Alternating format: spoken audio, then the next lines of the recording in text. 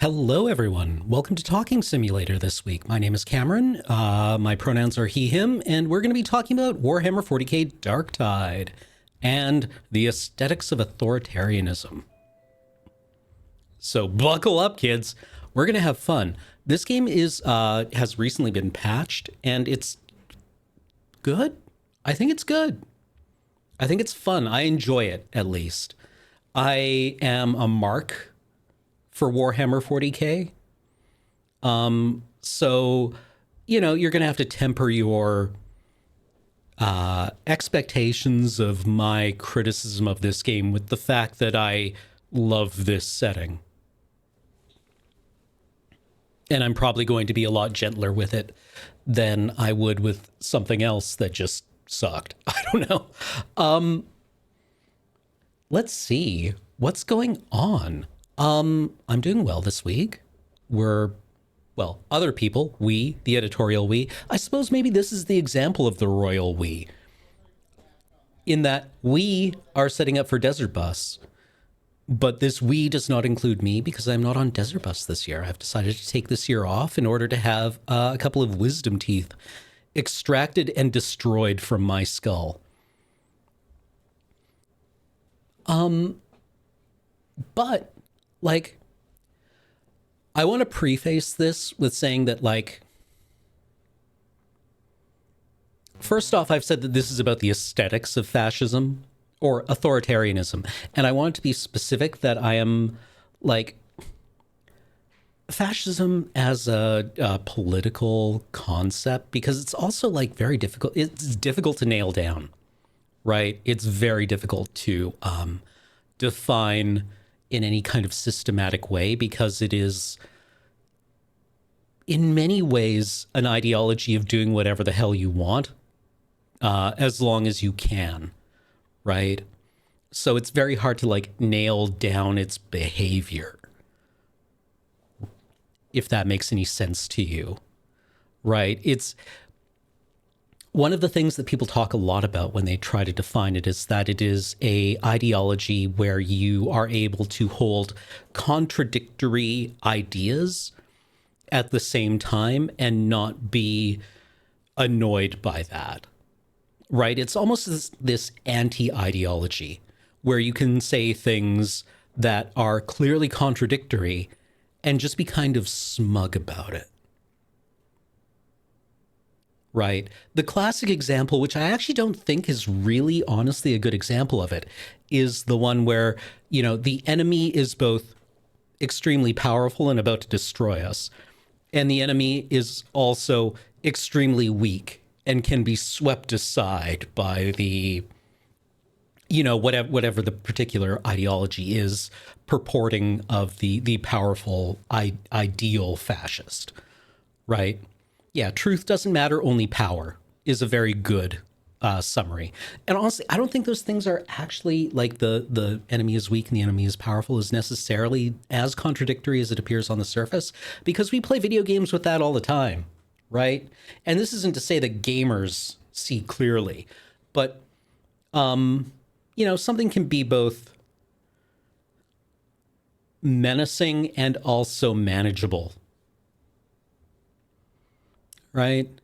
We face those kinds of things all the time. And I suppose under a fascist or an authoritarian ideology, it takes on a much more absolutist idea. But I'm not actually convinced that in particular is a great example of fascist contradiction. Yeah, it's Socratic method, like classical liberal. There's a lot of things out there that hold smugly contradictory ideas. The market will self-regulate. The market should not be regulated because the market will self-regulate. I have a question. And that's sidestepping whether Warhammer 40k or the Imperium of Man, specifically in Warhammer 40k, is fascist, right? That's also another question. I mean, you could say that it's a monarchy, really. It's an empire, for one thing. But I think we also need to get into a conversation. Here's some threads. Let's start off by talking. A lot of people want to talk about like separating art from artist, which I think is missing what you're actually trying to do. What I think is a more valuable thing is separating diegetic elements from thematic elements. And what I mean by that is you have to separate the things that are happening in the story for lore reasons, or for things that like for the story's internal consistency, and things that are happening for us as a reader. Right? This is where I find that a lot of like criticism falls down. You get really into the weeds about like, well, let's extrapolate this thing that happens in the context of this universe and what it means in this universe, and completely ignore that this universe isn't real, right? This isn't a thing that is happening for its own benefit on its own terms. It is something that was created by people living in our universe to engage with us, right?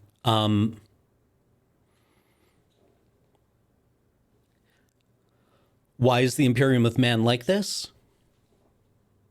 Has two answers. One of them is so that we can play with dolls about it. And the other is because the universe in Warhammer 40k exists in a certain kind of way. Yes, Ecklinar, exactly. Focusing too hard on canon extrapolation in sci-fi ends up missing the point of sci-fi, which is social commentary. Yeah. And I think we could probably like spend a lot of time talking about which particular ideology the Imperium of Man is, while ignoring that maybe the Imperium, i.e. the Empire, might have a very different meaning to a British person, to a bunch of British punks, right? Like in the 80s, developing this, right? I don't know. What kind of empire do you think that those people were inundated with growing up in post-war England? Do you think anyone have an idea of what kind of like, I don't know, big British Empire ideas, right? Especially one that's in a state of collapse and was, you know, always evil and never good. And that you're just kind of like realizing this now. This is just like a theory, and like Death of the Author sends the word that it doesn't actually really matter. But there's lots of ways of looking at this.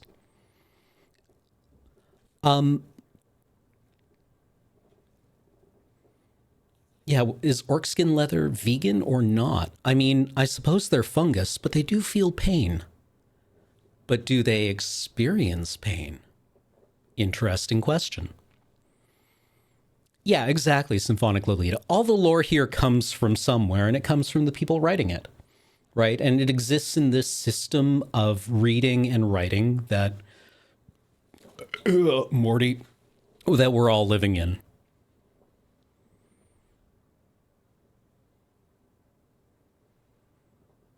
Well, like a specific point to science, okay, like not all science fiction is written with this like commentary explicitly in mind, but I mean, this is a bit like the argument of like, well, not all art is political,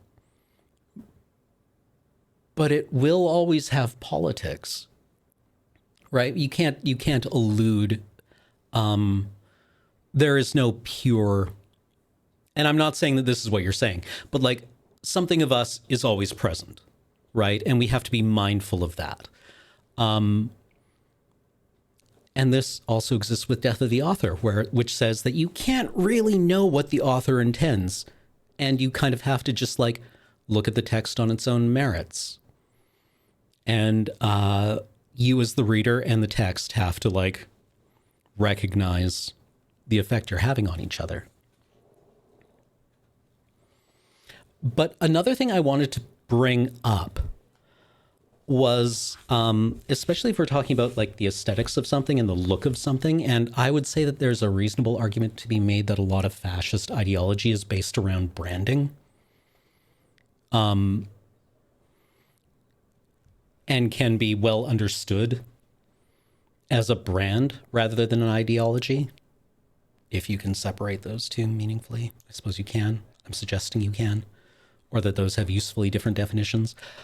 I wanted to look at Marinetti's Declaration of Futurism, or the Futurist Manifesto from 1909.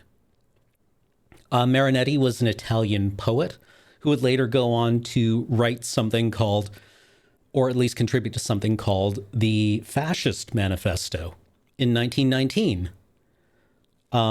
which gave rise to, the fascists in Italy.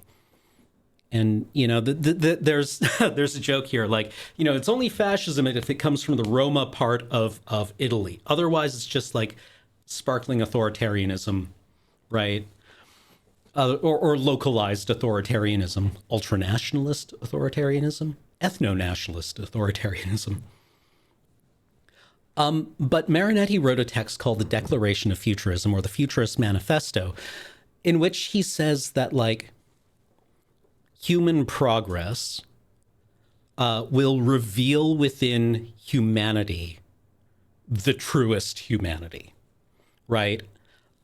We will develop in such a way that will reveal us to be, aggressive, violent. We will exist in this crucible of war the entire time, which will act as a crucible of purification. He refers to war as the true hygiene of the world. He says there's no beauty but in struggle, right? And it's full of like the lionization of kind of utterly batshit stuff as being beautiful. Like we can, here, I will actually send you, I will post the link, if I can stop slamming the mouse into microphone arms, in chat. Oh, yeah, Gapfiller has posted one. But here is just like a scan of the first page from Wikipedia. So it has 11 points, and we don't have to go through all of them, but I think it's interesting because this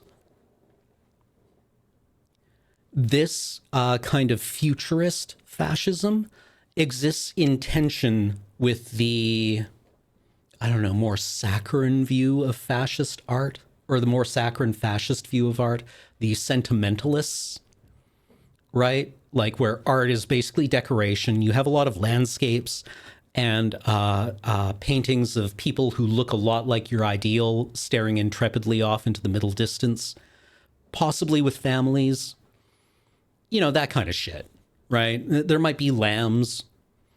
There might be like pictures of cats, but it's mostly just decoration, right? It's supposed to make you feel nothing, or make you feel like steady and safe, right? Or maybe just a little bit of like very placidly brave.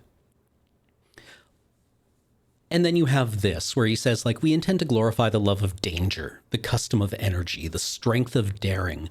The essential elements of our poetry will be courage, audacity, and revolt. And like, I want to bring up in here, just for like the sake of things, I'm not endorsing this. This is existing in like, the parking lot of ideas that we need to be able to access and have at our fingertips if we want to engage with this, right? And I find that this is a very useful examination of things. We declare that the splendor of the world has been enriched with a new form of beauty, the beauty of speed. A race automobile adorned with great pipes like serpents with explosive breath, a race automobile which seems to rush over exploding powder, is more beautiful than the victory of Samothrace. We will sing the praises of holding the flywheel of which the ideal steering post traverses the earth impelled itself around the circuit of its own orbit. The poet must spend himself with warmth, brilliancy, and prodigality to augment the fervor of the primordial elements. There is no more beauty except in struggle, no masterpiece without the stamp of aggressiveness. Poetry should be a violent assault against unknown forces to summon them to lie down at the feet of man. We are on the extreme promontory of ages. Why look back when we must break down the mysterious doors of impossibility? Time and space died yesterday. We already live in the absolute, for we have already created the omnipresent eternal speed. We will glorify war, the only true hygiene of the world. Militarism, patriotism, the destructive gesture of anarchist, the beautiful ideas which kill, and the scorn of woman. Once again, I'm not endorsing this. Just for the record. We will destroy museums, libraries, and fight against moralism, feminism, and all utilitarian cowardice. We will sing the great masses agitated by work, pleasure, or revolt. We will sing the multicolored and polyphonic surf of revolutions in modern capital. The nocturnal vibration of arsenals and docks beneath their glaring electric moons, greedy stations devouring smoking serpents, factories hanging from the clouds by the thread of their smoke, bridges like giant gymnasts stepping over sunny rivers sparkling like diabolical cutlery, adventurous steamers scenting the horizon, large-breasted locomotives bridled with long tubes, and the slippery flight of aeroplanes whose propeller has flag-like flutterings and applauses of enthusiastic crowds. So, you know,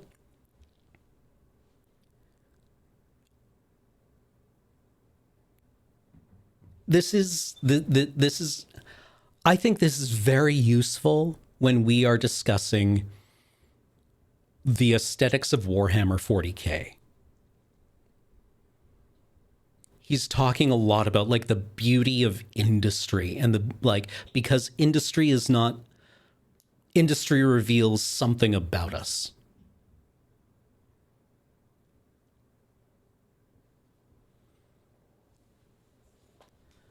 That all of this aggression and violence is true to ourselves.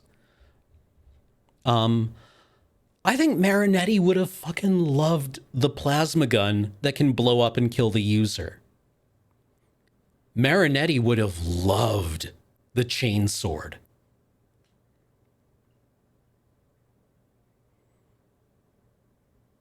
Marinetti would have looked at the giant gold eagles and gone, no, this is sentimentalist crap. But this chain sword, it's a chainsaw, but it's a sword?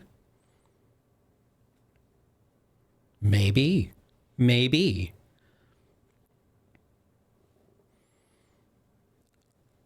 And like, I think this is the one of the more useful contradictions to examine in fascism. The tension between sentimentalism and futurism.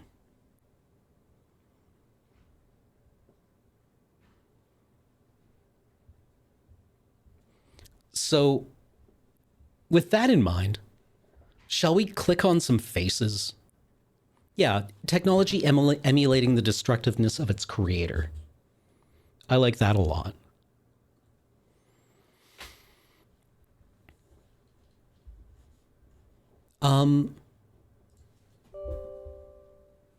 Why, yes, I would like the game to be able to make changes to my device. Installing Bitcoin miner.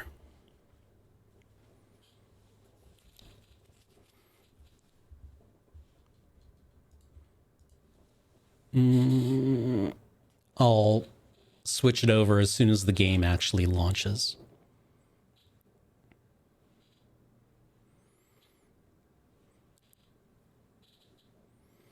And I want to watch the intro here, and I want you to keep this in mind.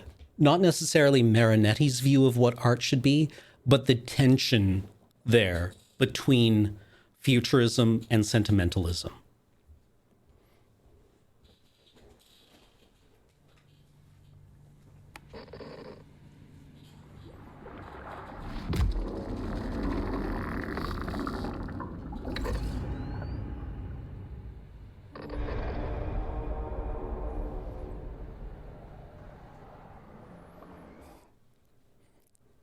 I want to point this out. All plasma weapons are anti-fascist. The next time I paint up a plasma gun, an Imperial plasma gun in Warhammer 40k, it's going to have "This machine kills fascists" on it.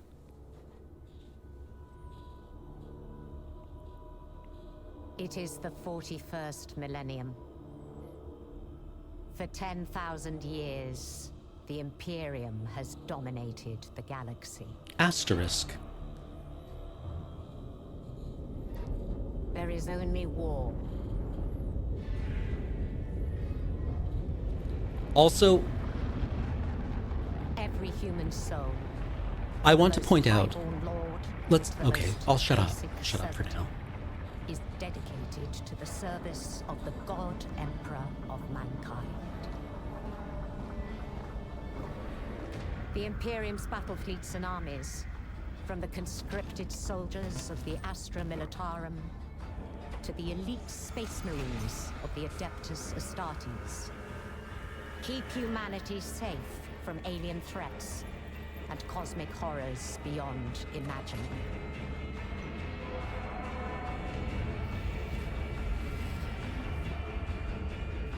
But there is another war. It is the one in which I serve.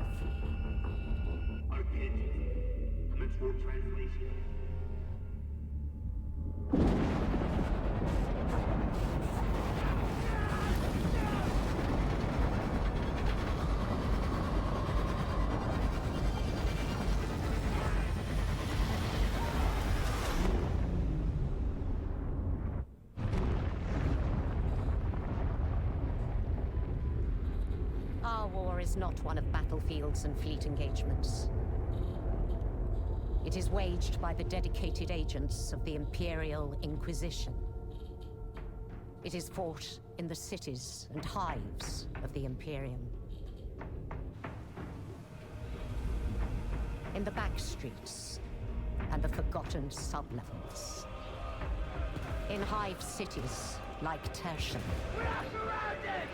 Don't get overrun!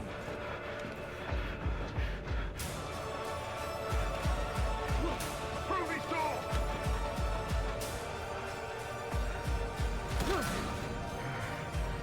For if the Inquisition fails,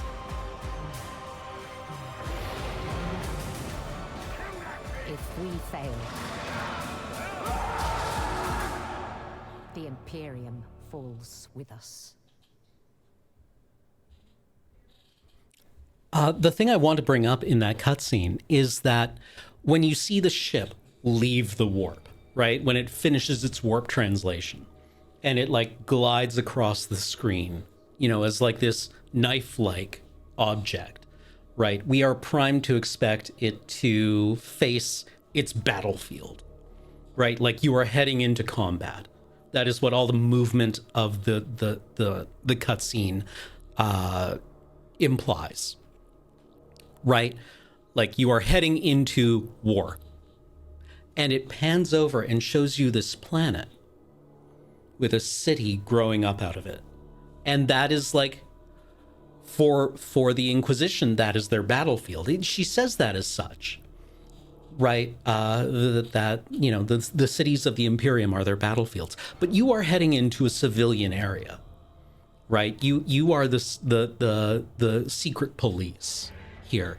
And I just enjoy that a lot, right? Because you can easily imagine something similar happen with another faction in this game, right? Where you are like following a Space Marine battle barge out of the warp and it pans over. And, you know, you would see like flashes of explosions and shit on the planet. But here, it's just a city. It's a city. It sets you up for this like idea very early on that,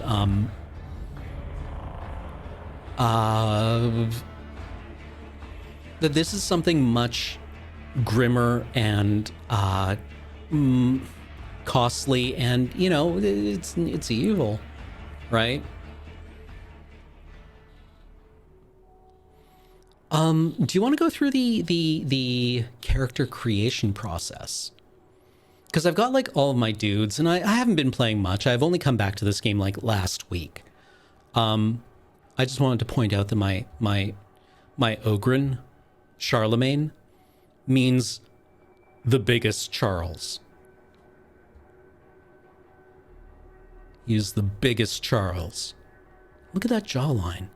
I didn't just want to name him Giga Chad, right? But what if he was some kind of Mega Chaz? Or Omega Chaz?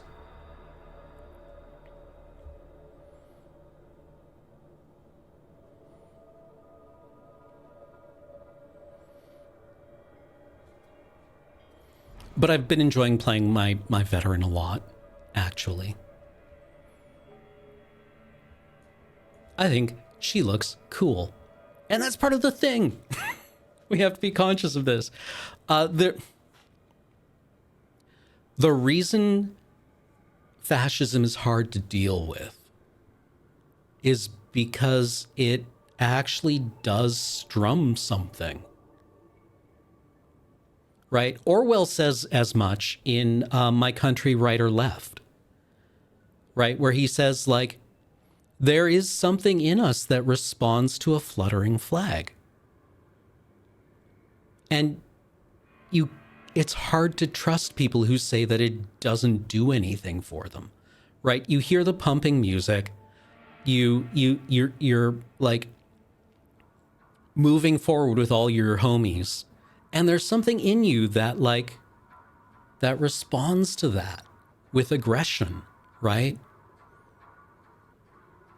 And maybe it attenuates over time. But I don't think it's unfair to point out that there's like a vulnerability in us here. How much of it is learned as opposed to natural? I mean, nature versus nurture is a very old question. You know, how do you control for it? But I think behaviorally, phenomenologically, you know, we don't really need to resign this to a question of theory, right? Like, well, what is nature versus nurture? Because we have to deal with the fact that it does happen, and it happens to a lot of us. Maybe not all of us, maybe not even the majority of us, but for a lot of us, you know, you see as a metaphor, the flag flutters and the heart beats.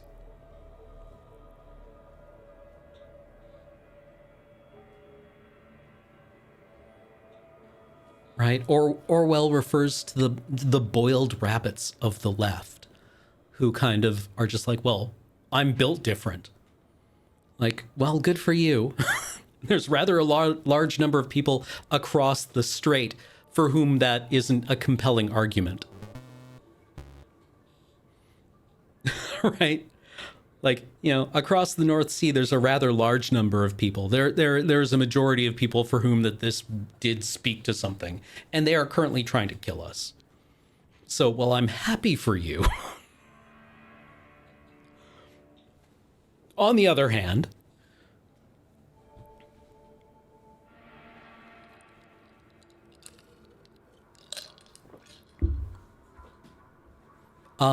and also I just like,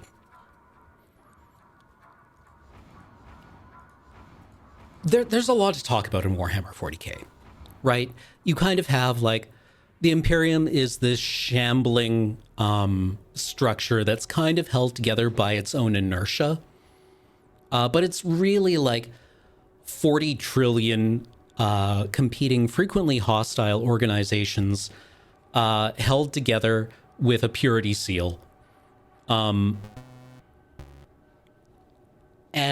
you know, they're constantly fighting each other, which is another like symptom or another diagnostic of fascist or authoritarian systems.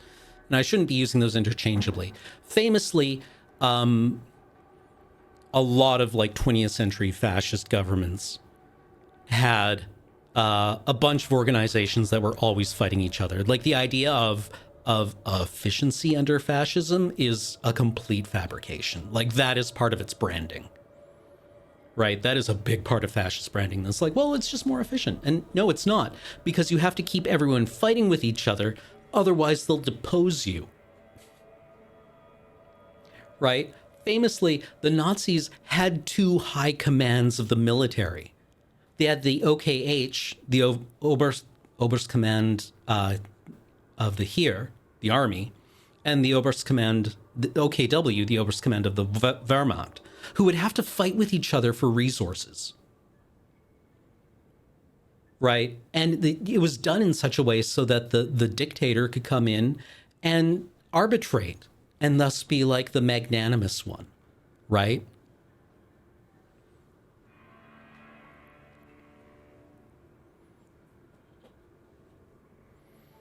And that's what that's like. And you can't just say like, well, you know, if only they hadn't done that, then they would have won the war, right? If only the Imperium didn't fight amongst itself so much, it would be able to like unite the galaxy. But then it wouldn't be the Imperium. It would be something else. It can't ever do this because it's part of its character. Right? This isn't something that you can just solve because it's baked in. Yeah, if only the Imperium would stop being itself. Yeah, you have the Imperial Japanese Navy and the Imperial Japanese Army who were practically involved in a civil war. Like the Army had its own Navy and both had their own Air Force. Right, like the Imperial Japanese Army had its own Navy because they didn't trust the Navy to supply them. And this is the thing with fascist states, is that they have to be at war because they don't really build anything. They don't make anything.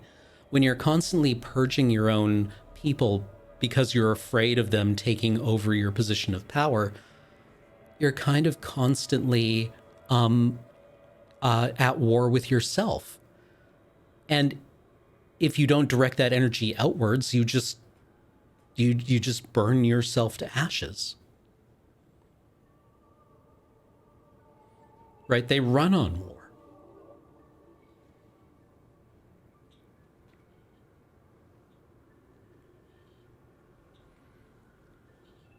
You know, and Marinetti actually talks about this, right? In his Futurism. Which article is it? Right? There is no beauty except in struggle. That this isn't like a side effect or an undesirable thing. That this is viewed as being good under fascist systems, that everyone is constantly fighting, right? Because they believe that this means that the most powerful emerge as dominant, right? If you keep all of the boys fighting with each other, then surely the most worthy one will emerge, and not the one who is just best at fratricide. Right? You're not actually, sure, you're selecting for something, but what you're probably actually selecting for is fratricide.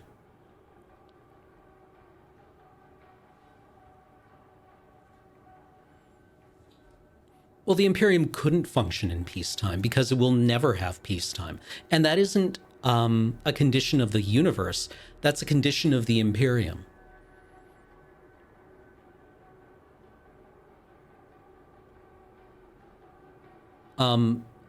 Because the Imperium manufactures its own opponents.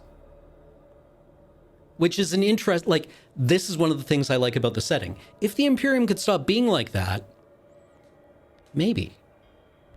But it can't because it's baked in. But the idea that maybe if it could stop, you have the material universe and you have the warp. And the warp is a black mirror that picks up on and amplifies whatever happens in the material universe. This is a universe where you get back what you put in. And so the fact that the Imperium is constantly at war with warp entities is the ultimate act of fascist self-destruction. Because as the dominant, it proclaims itself to be the dominant force in our galaxy, the warp is a reflection of humanity.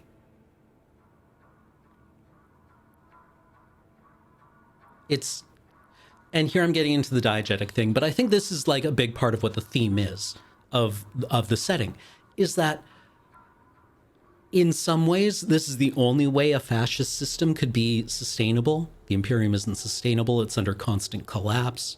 There's no equilibrium. But the warp conveniently provides the Imperium with a literally unending supply of external enemies to fight, as long as you think that the warp is an external enemy.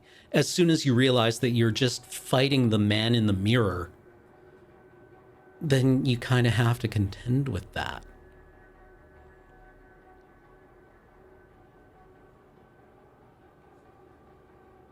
Right? And then you would probably wind up in a civil war with the Adeptus Terra versus the Adeptus Mechanicus. Right? The two heads of the eagle would turn on each other. Or is that still what the two heads of the Imperial Eagle mean? Let's see if I can find a photo of the eagle anywhere. It's probably tattooed on a bunch of these homies. Anyway, the Imperial Eagle has two heads. And yeah, I've heard the thing one head points towards the past and the other points towards the future. But I've also heard it as being like supposed to represent the union of Mars and Earth. Right? One is the Adeptus Terra, one is the Adeptus Mechanicus. And it's probably one of those things where people are like, yeah, I don't fucking know, but I'll make up whatever's convenient. Oh, wait, there's one here, right under the start button.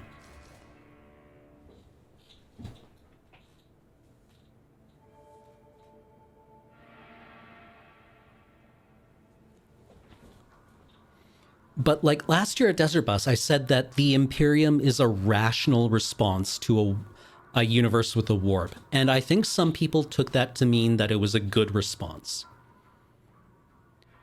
And it's not, but it's one that makes a certain amount of sense if the only thing you know how to do is respond with brute force.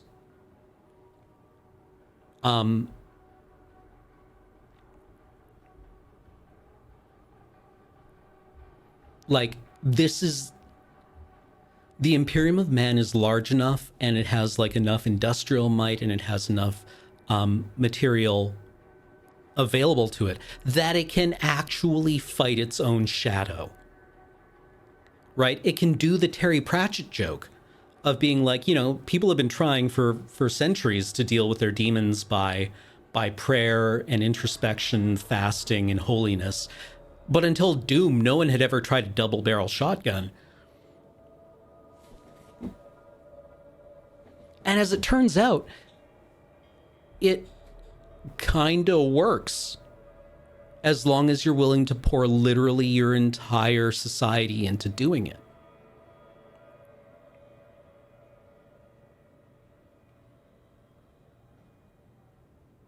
It doesn't make it a good idea. But it does work. Kind of. Right? And it's like, you know, in current era, Games Workshop has made it abundantly clear that the Imperium is collapsing. It's falling apart. It's not going to last. But it's lasted for 10,000 years. It took it a long time to fall apart. Yeah, even kind of works as it's a losing battle, but it's a battle, and you have to like respond to that with a certain amount of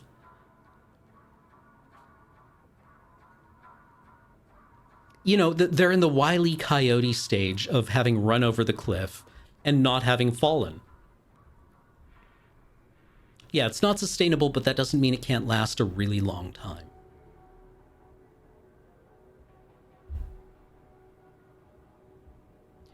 What if the universe was just a Bruegel painting? Forever. I mean, I think I've said this glibly in the past, but Warhammer 40k is what happens when the British go to space forever.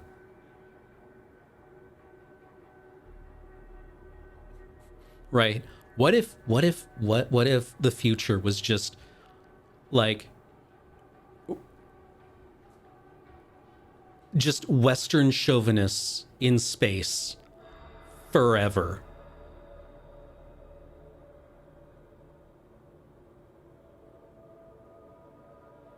You know, what if the entire human population was just Greek statue avatars?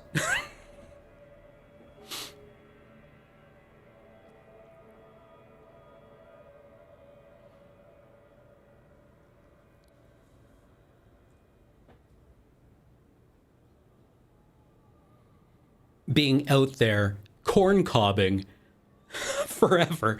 And because they're corn cobbing, the warp is like, well, I mean, okay, I guess you aren't owned.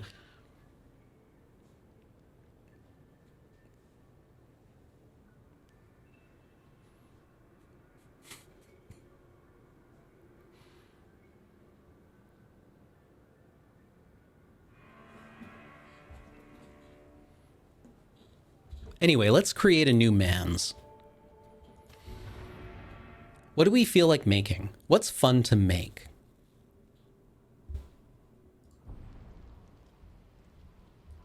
Everything in this game is kind of interesting. Corn cobbing is a reference to a tweet by Drill. And the text is like basically insisting I'm not owned as I turn into a corn cob and shrink. Like shrink down into a corn cob forever. Zealot? You want Zealot? We have Veteran, who are, you know, your soldier class. And because this is a squad-based shooter, you have 4 classes each with their own kind of role. Ogryn are like tanks and heavy hitters. Psychers are, they used to have a role and now they just kill everything. You know, they used to have a role, but now they just do everyone else's role too, pretty well. And then they explode if they're not played correctly. Zealots have auras, area, yeah, I guess, or area control for psychers, but Zealots do like a lot of auras and oh, I don't know.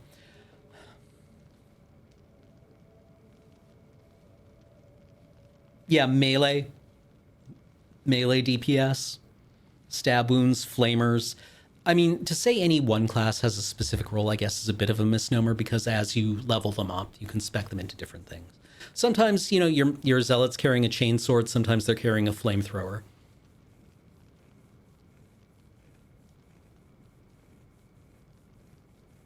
And then veterans mark targets, they snipe, or they can melee as well. Ogryn rules. Ogryn are so wholesome.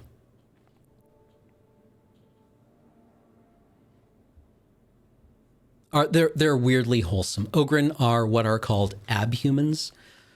The Imperium of Man is first and foremost a human supremacist civilization, society.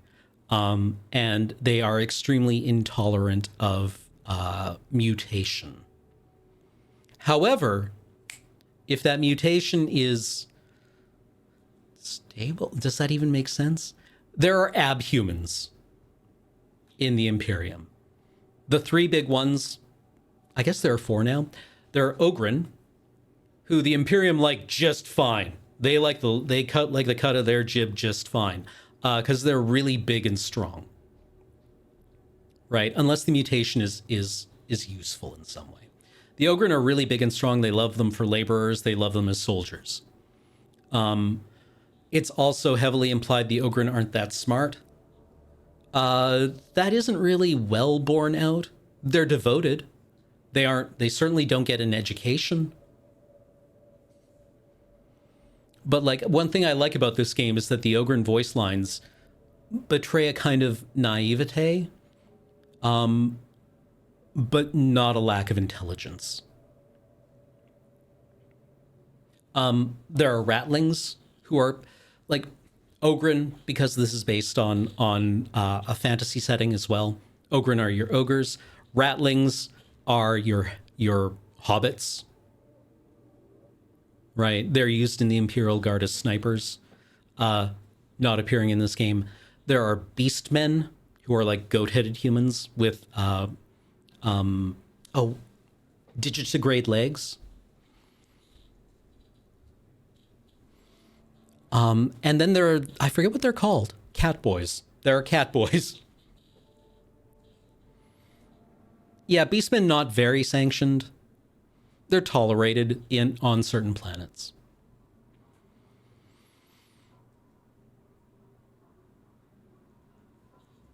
But yeah, they're cat boys. Only in they're 40k cat boys, so I think they're a bit different. Actually, I'm not familiar if the kin are abhumans.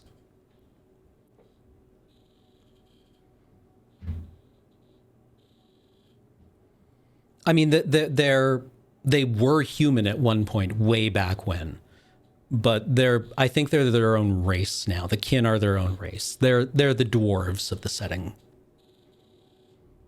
Yeah, psychers and navigators are their own, like, abhuman, I guess. Navigators,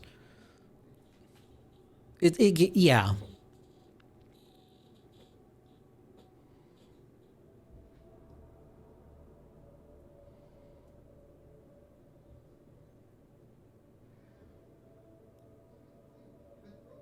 Yeah, they're from Dune.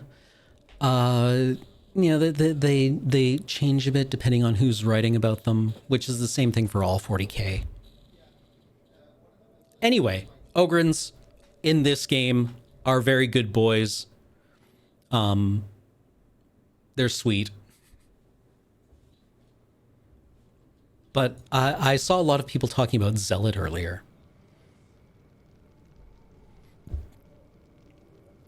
Well, I mean, this is one of the contradictions of the Imperium. Mutants are bad, but what if we called the ones that we found useful and exploitable abhumans? And therefore sanctionable.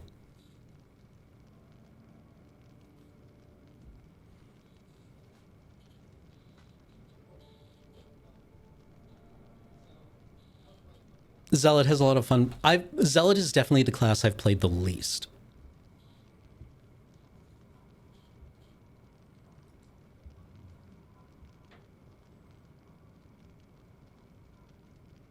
Yeah. You're one of the good ones.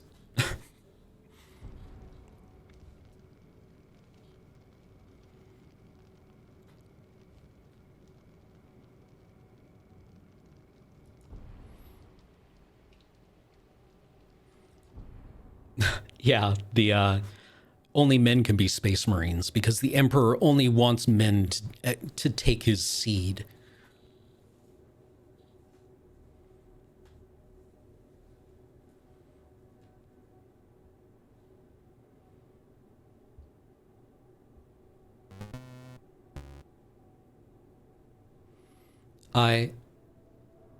If I was writing it, I would love to get a trans perspective on space marines where anyone can accept space marine gene seed, and then it kind of turns you into a space marine. And space marines don't really have a functional gender anymore. Right. I mean, they're definitely masculine. What if all space marines are trans mask? Right? That kind of idea. I think that's kind of interesting, but I would love to get a trans perspective on that.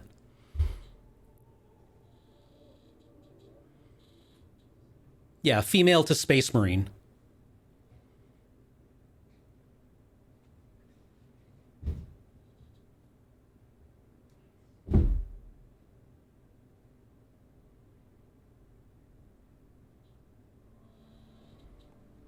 Well, yeah, the more recently they've talked a lot about how, like, the emperor was the only one who really felt strongly about only male space marines.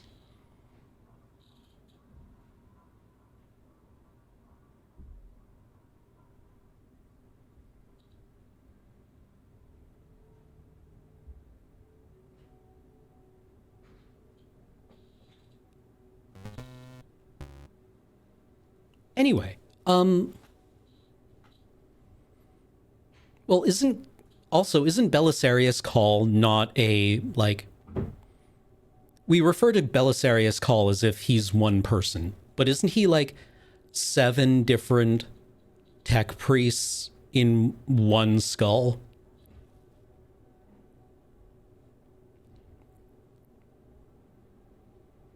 Yeah, he's like 30 people in a trench coat, right?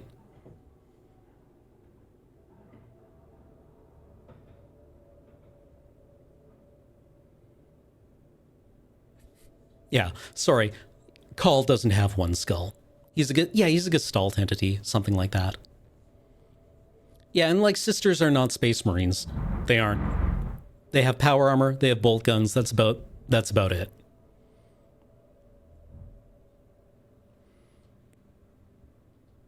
Like they're a fairly aesthetically and gameplay wise and lore wise an extremely distinct thing.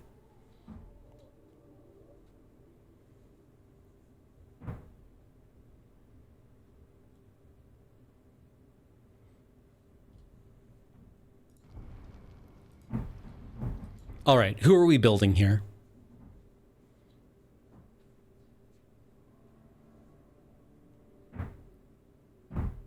Well, yeah, and like also how many of the Space Marine Primarchs were technically were mutated in a way even beyond what Space Marines normally are?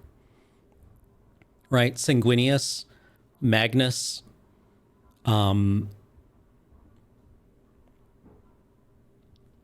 Sanguinius and Magnus spring right to mind. Sanguinius had wings. Magnus was a Cyclops.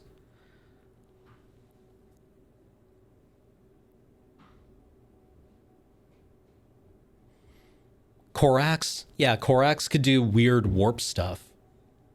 Vulcan.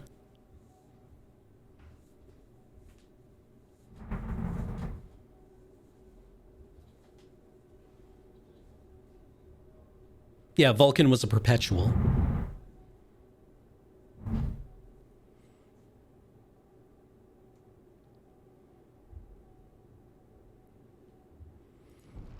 Let's make a zealot.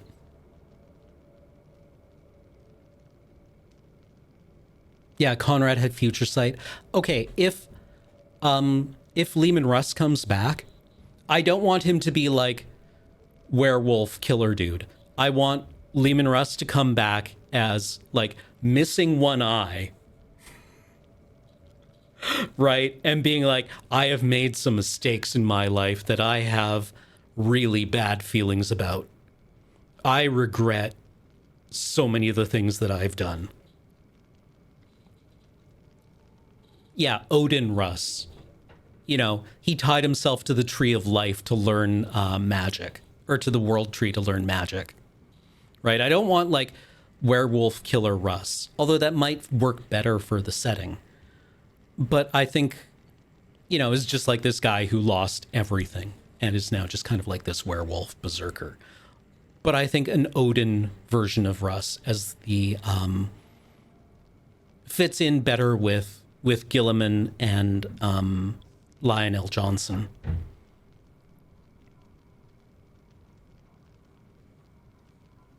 Right. As being both characters who are like, I don't know about this. I don't know about this. I really don't know about any of the things that we're doing.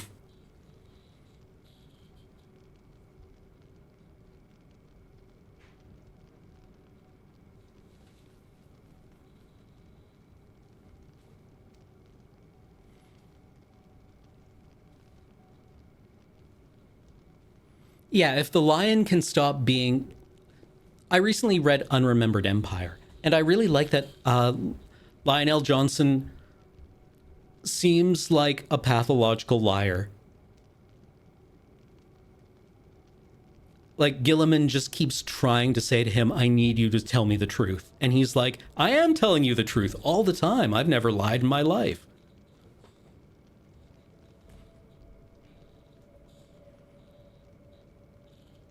I don't keep secrets.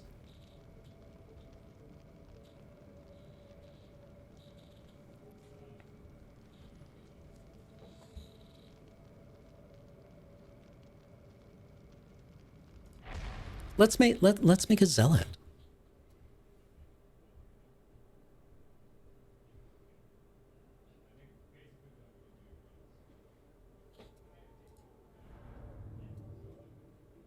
So, part of our thing is deciding where we're from. And this decides, like, I think the only effect of this is the voice lines that we get as we interact with the other people in our squad.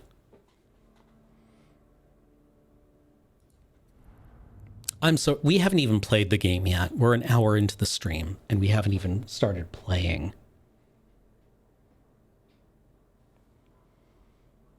Cadia stands? It objectively does not. How can you tell if someone's Cadian? How can you tell if someone is Cadian?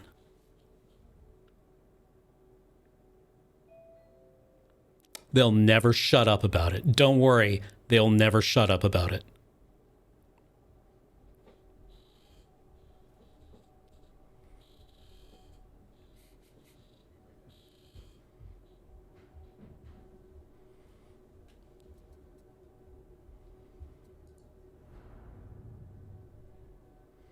One of the things that I also liked in the first Heretic, which was another 40k novel, was when the word bearers discover Cadia and find that there are people living on it. They're like, these people have freaky eyes and there's an awful lot of psychers among them. Let's wipe them out. Just to be safe. We're gonna pave this one. And they do. And then, 10,000 years later, there's humans living on Cadia again, and they all got purple eyes, and there's an awful lot of psychers among them.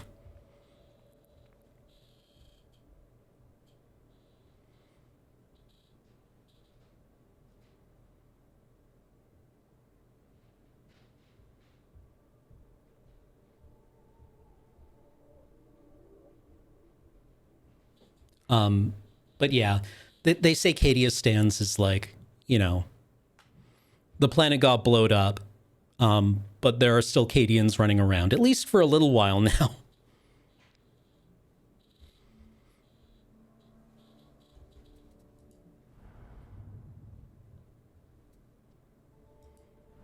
Oh yeah, the word bearers screwed up? Weird. Tell me more.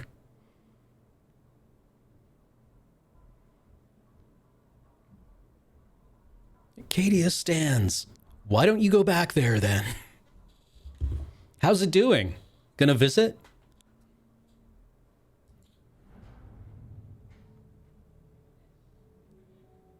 And I also really like how 40k is one of the settings where, the trope in Star Trek and Star Wars of the swamp planet, the snow planet, the desert planet. What if that got so ingrained into you that you just made planets like that now? What if, for example, you had the factory planet and the refinery planet and the farming planet, and you could just have the brute force to make that happen?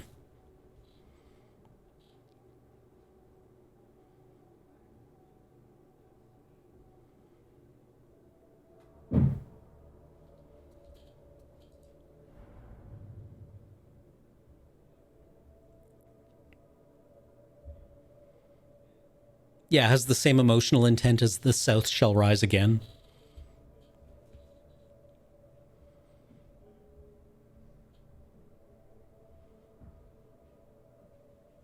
And I think, like, I enjoy Warhammer 40k because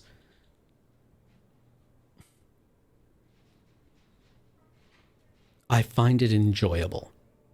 And that sounds tautological, but give me a minute here. It's fun to inhabit this aesthetic as a bit of a mask.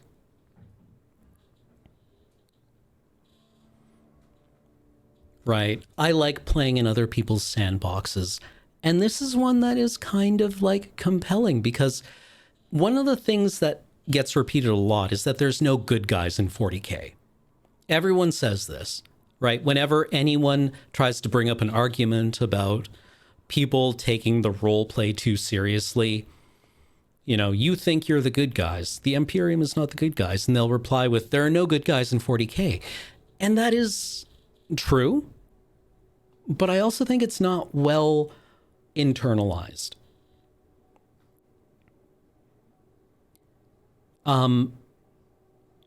What does there's no good guys in 40K mean? Well, there's no Captain America, certainly.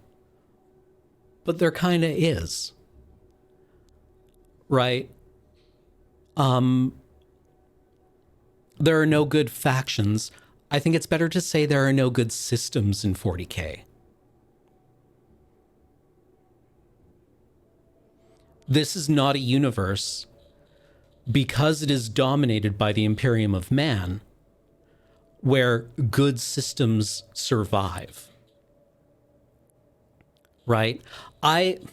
There is a lot of argument about one of the alien factions in this game called the Tau, where the Tau were introduced like 20 years ago, and they were kind of the good guy faction. They were arguably the most pleasant place to live.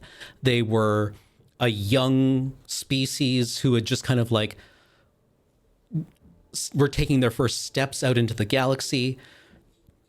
They had like lots of high technology. They believed in the goodness of their society and looked to the stars with a kind of optimism. And they immediately ran into the Imperium of Man. And since then, people have been saying Games Workshop was uncomfortable with having a good guy faction because that highlighted how evil the Imperium was. And maybe that's true. My read on it, and this is just a read, is that nothing survives contact with the Imperium of Man without being changed by it.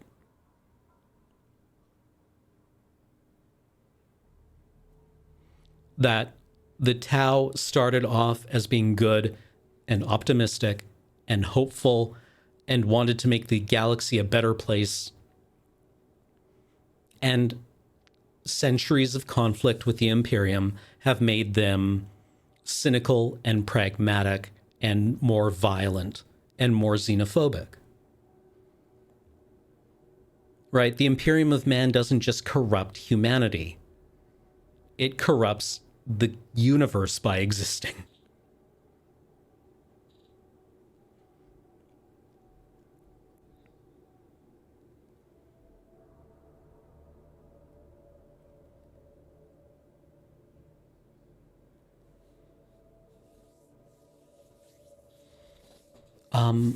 And yeah, I mean, you could make arguments that the Tyranids are like the least bad faction, which I think is entertaining. The Tyranids are just a giant, like they're a giant entity made up of things that look a lot like bugs that show up, eat everything on your planet and move on. They're like, thanks, peace, and dip.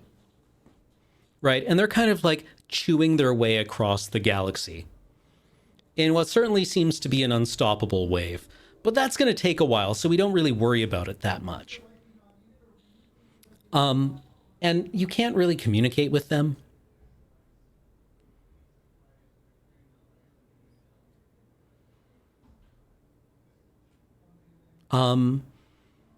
We don't actually know what they want. We know what they do. Kind of like every other faction in 40K. Does the Imperium actually want anything? Or are they just doing something?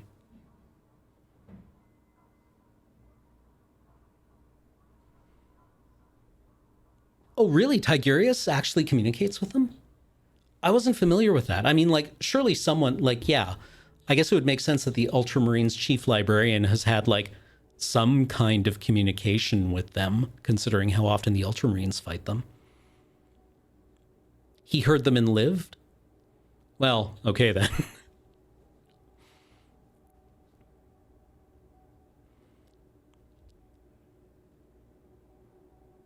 Usually, when people make games, they are like focusing on the humans in it. And I think that's probably a factor of Games Workshop used to release box sets, like their intro box sets for the games. Sometimes they would not have Space Marines in them. right? I remember Warhammer Fantasy Battles would frequently have box sets that had like high elves versus orcs at one point, and nobody cared. Like, it didn't sell. People, like, as an introduction to the setting, people want humans. Are the Ultramarines the most good faction of Marines? No.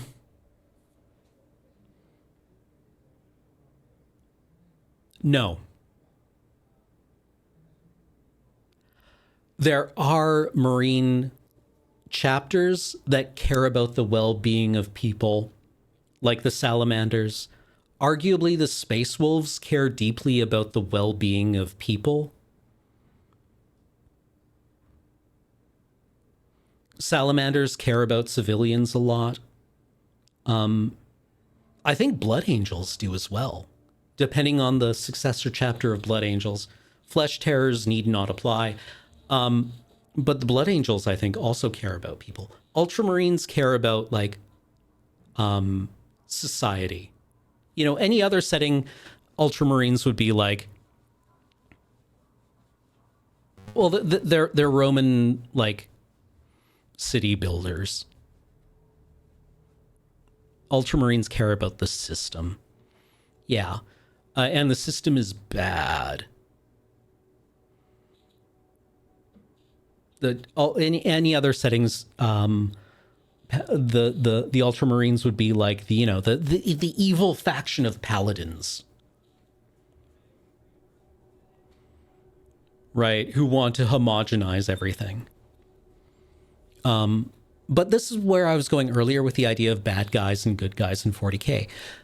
In the fiction, you frequently encounter characters who are courageous and noble and honorable and successful. I'm thinking of characters like Ibram Gaunt in the Gaunt's Ghost novels, who is a Imperial Guard commissar, who are like the political officers of the Imperial Guard. And he's pragmatic about his duties as a commissar. He's not trigger happy.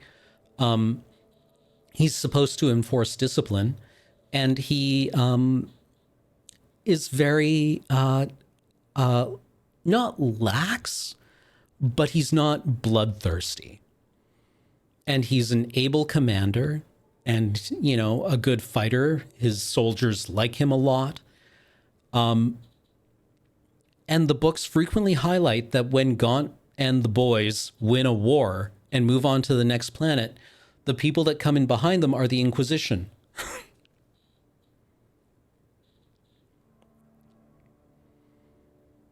Right? Are you still a good guy when you're winning wars for the Imperium of Man? That, I think, is a way more interesting question. What are you protecting civilians for? What are you building stable societies for?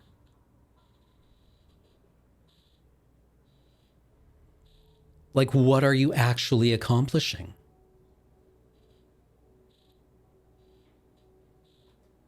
I think that's the interesting question, more than like, there are no good guys in 40K. Well, there objectively kind of are, but they don't do anything good. Or worse off, they do things that actively promote the stability and the success of an evil system.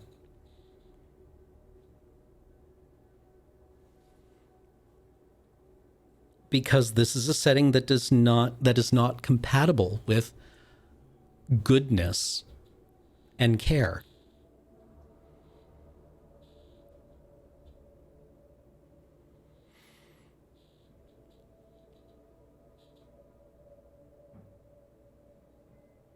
Yeah, and there's also like objective cruelty in the setting, right? Like, would the universe be better under the care of the orcs? Probably not for humans. They seem to be having a great time. I mean, orcs, I think you could argue, are deeply invested in the idea of creating the greatest happiness for orcs. But that's not terribly compatible with anyone else's happiness. Right? Like, part of the Great Crusade in the deep lore of the setting, the foundational lore of the setting, is the humans going out and wiping out everyone. The only survivors at this point are the people who are good at fighting the Imperium.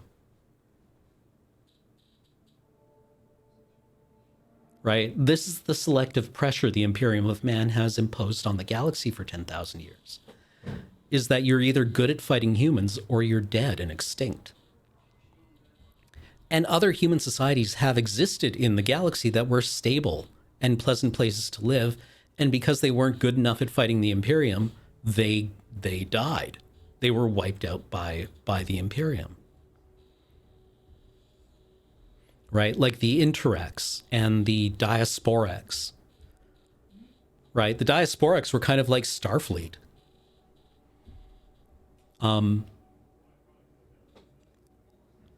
The Interrex were a society that was kind of like managing its relationship with the warp through education and enlightenment.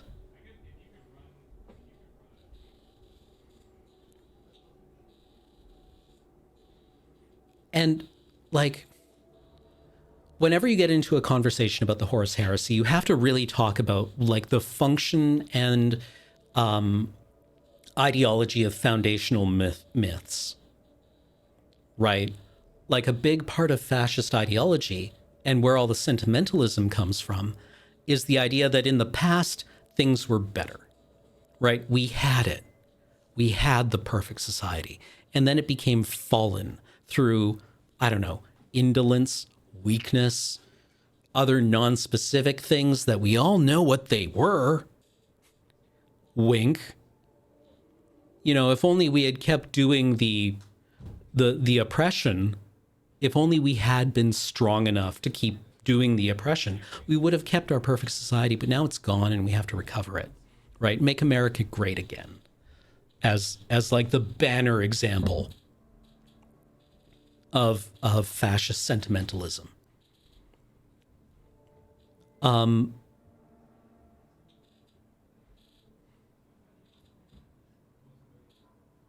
So like when you look at the Horus Heresy, I think it's important to realize that it wasn't particularly good. Like the Horus Heresy books and the Great Crusade. It's called the Great Crusade, folks. Like, what kind of secular, militant secular emperor calls the war to conquer the galaxy a crusade? Are we all familiar with the etymology of the word? It's to take up the cross, right? It's an explicitly Christian thing, right? And I mean, you can argue that the word has, you know, lost a lot of the connotations, and now it just means like the great struggle, right?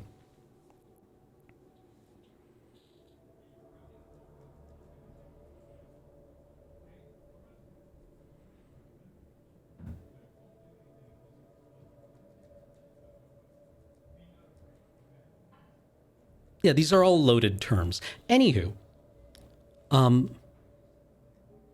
yeah, you could argue it's poor writing on GW's part, right?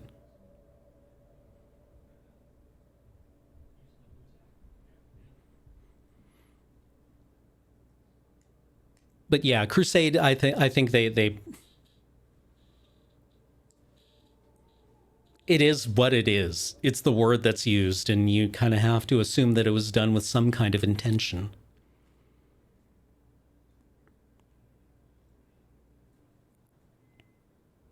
But yeah, like I've talked about Marinetti's Futurist Manifesto as being like, you know, the idea that progress would expose humanity's inherent aggression and violence, and that this is the purest form of humanity, as a way of like, you know, maybe getting some kind of like kung fu grip on this setting. But we can also talk about like the inherent contradiction in fascism by looking at Marinetti's later text, the Fascist Manifesto. Because you read it and you're like, you know, we want an 8-day work or an 8-hour workday. We want to enshrine trade unions. We want like what we would think of as kind of like progressive or socialist policies that were, like not implemented in any kind of way, but we're going to keep those words around.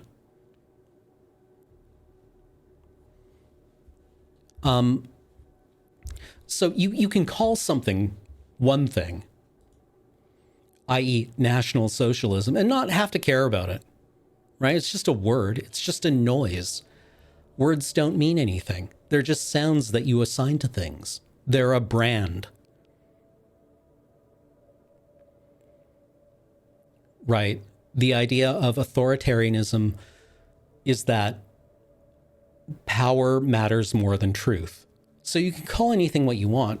Call your war to dominate the galaxy under a secular ideology a crusade. What's anyone going to do about it?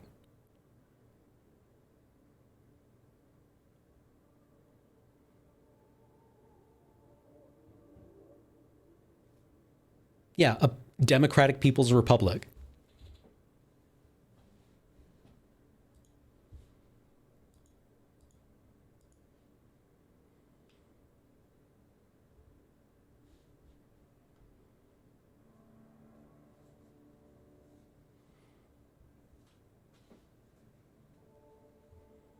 It's like that one tweet of like,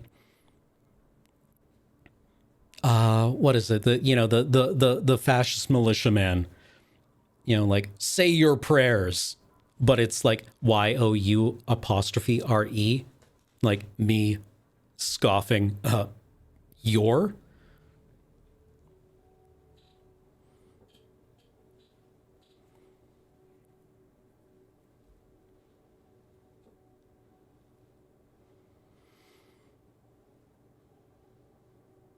Right? You can't treat this as happening in good faith. Right? This is I think a lot about Dan Olson's In Search of a Flat World, or a Flat Earth, where he talks a bit about other YouTubers' Flat Earth videos. As, as people he admires and his friends have made Flat Earth videos.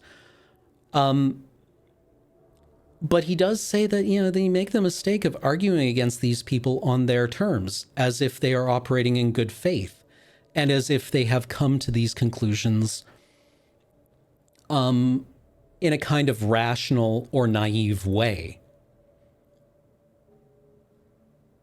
When they haven't, typically.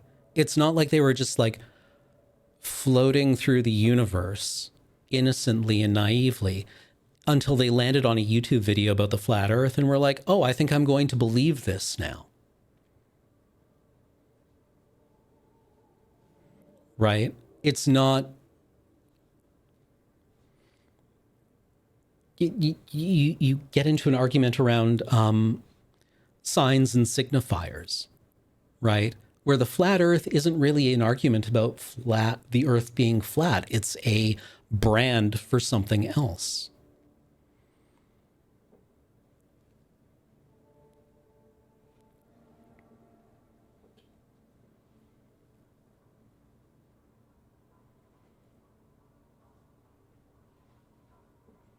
Yeah, because they're all going to QAnon, right?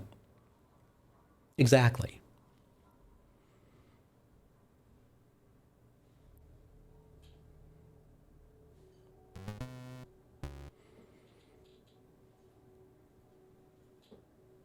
You can't argue them out of something that they don't actually care about.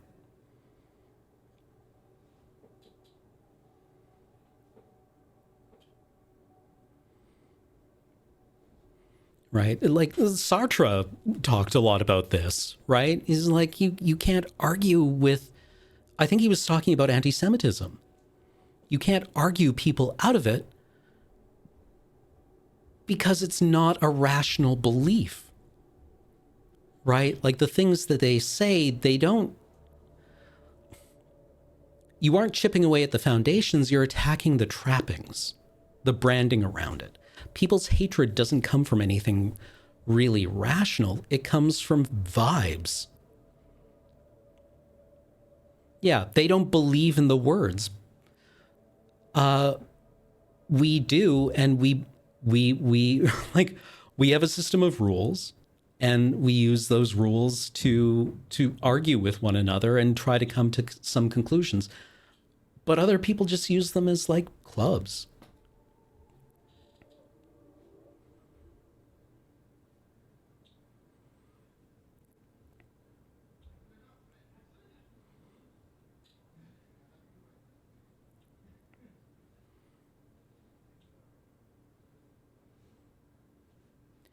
I mean, to jump on another thread of conversation, I think it's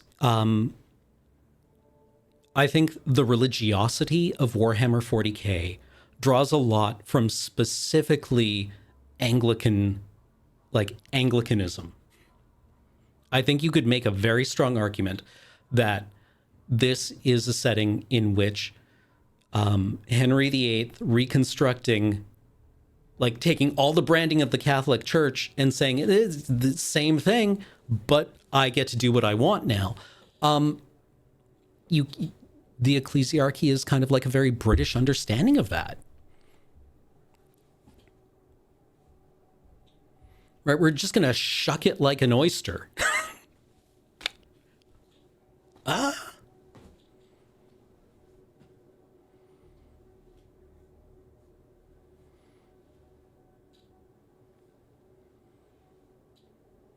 I mean, it's not explicitly that, but I think that's part of what goes into the blender that you've been drinking your entire life.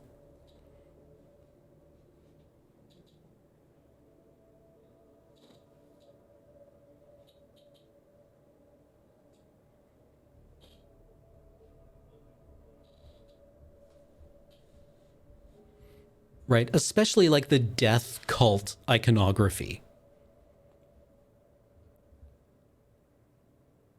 I think you're thinking of Mosley, the depth and breadth of Seth.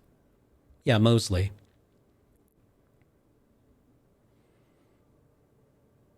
I mean, we're probably going to play the game. I kind of want to play the game. Actually, what if I go to the bathroom, we all take a break, and then we come back and actually play the game? Yeah, what if the Pope Mobile was a tank? That's the vibe. Where it's like, you know, there's a lot, people talk a lot about like Dune being a big part of this, but I think a large part of it is also the camp of things like Doctor Who. What if dweeby shit like Daleks had way more skulls? Right? Like there actually is a Pope Mobile in this game, kind of. Only it has legs.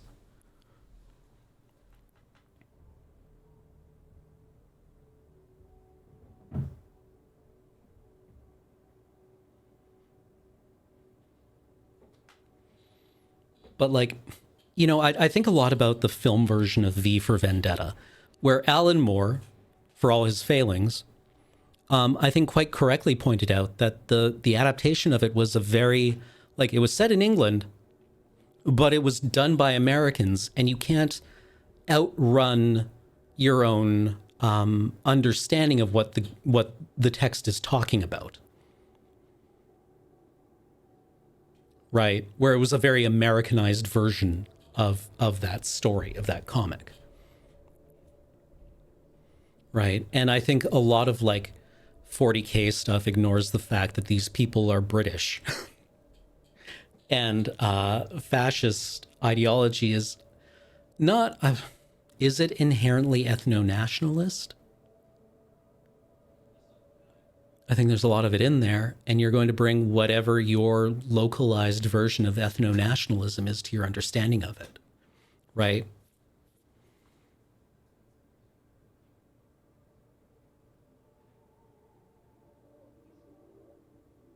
Anyway, let's take a quick break, and I'll be back in a few short minutes, and then we'll actually play the game. Yeah, it's like, it's useful to it. It turns up enough in it. Once again, it's very difficult to pin down what fascism is because it doesn't care. But yeah, we'll wrap up the conversation, then we'll just start blasting dudes. Because, you know, going back to what Orwell said, something strums in your heart when the flag flutters.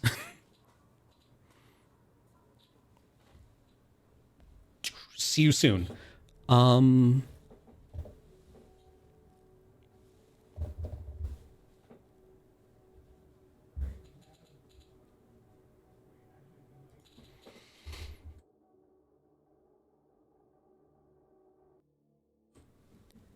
Hey, I'm back, everyone.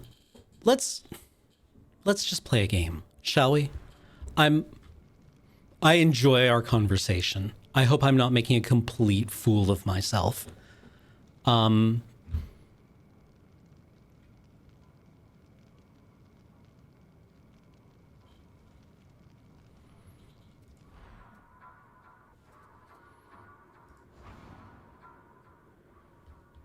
But the thing I really want to come back to is, let me actually just find My Country, Right or Left by Orwell.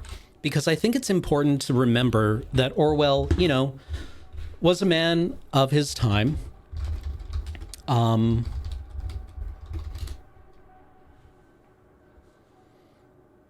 there are, I don't know, Orwell wrote some cancelable takes, let's say. But you know, as someone who wrote quite a lot about fascism and authoritarianism and the how those power structures mutilate the idea of truth and the human spirit, he also talked a bit about what's let me just find out where he says it.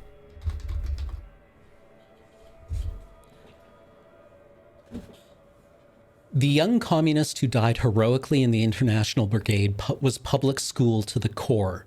He had changed his allegiance but not his emotions. What does that prove? Merely the possibility of building a socialist on the bones of a blimp. A blimp here being a term for like, Colonel Blimp was a term in England, a pejorative term for like, you know, the guy with the enormous mustache who was extremely ultra-nationalist. From building a socialist on the bones of a blimp, the power of one kind of loyalty to transmute itself into another, the spiritual need for patriotism and the military virtues for which, however little the boiled rabbits of the left may like them, no substitute has yet been found.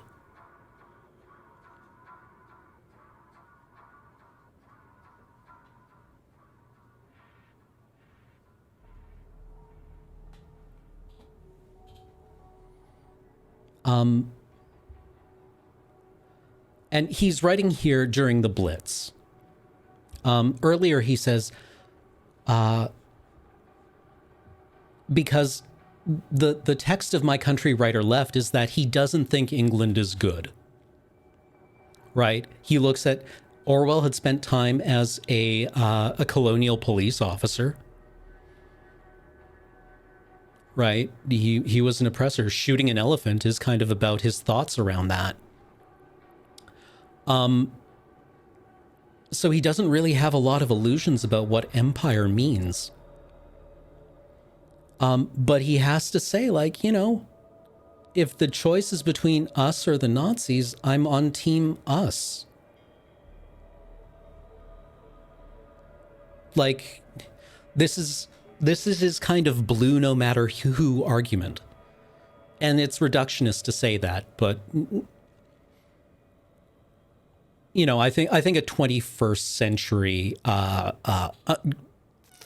5-second like reconstitution of it would be similar to that. If I had to defend my reasons for supporting the war, I believe I could do so. There is no real alternative between resisting Hitler and surrendering to him.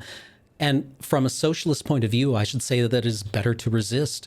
In any case, I can see no argument for surrender that does not make nonsense of the Republican resistance in Spain, the Chinese resistance to Japan, etc., etc. But I don't pretend that it is the emotional basis of my actions. What I knew in my dream that night was the long, drilling patriotism which the middle class go through had done its work, and that once England was in a serious jam, it would be impossible for me to sabotage. But let no one mistake the meaning of this. Patriotism has nothing to do with conservatism. It is devotion to something that is changing but is felt to be mystically the same, like the devotion of the ex-white Bolshevik to Russia. To be loyal to Chamberlain's England and to the party England of tomorrow might seem an impossibility if one did not know it to be an everyday phenomenon. Only revolution can save England. That has been obvious for years. But now the revolution has started, and it may proceed quite quickly if only we can keep Hitler out.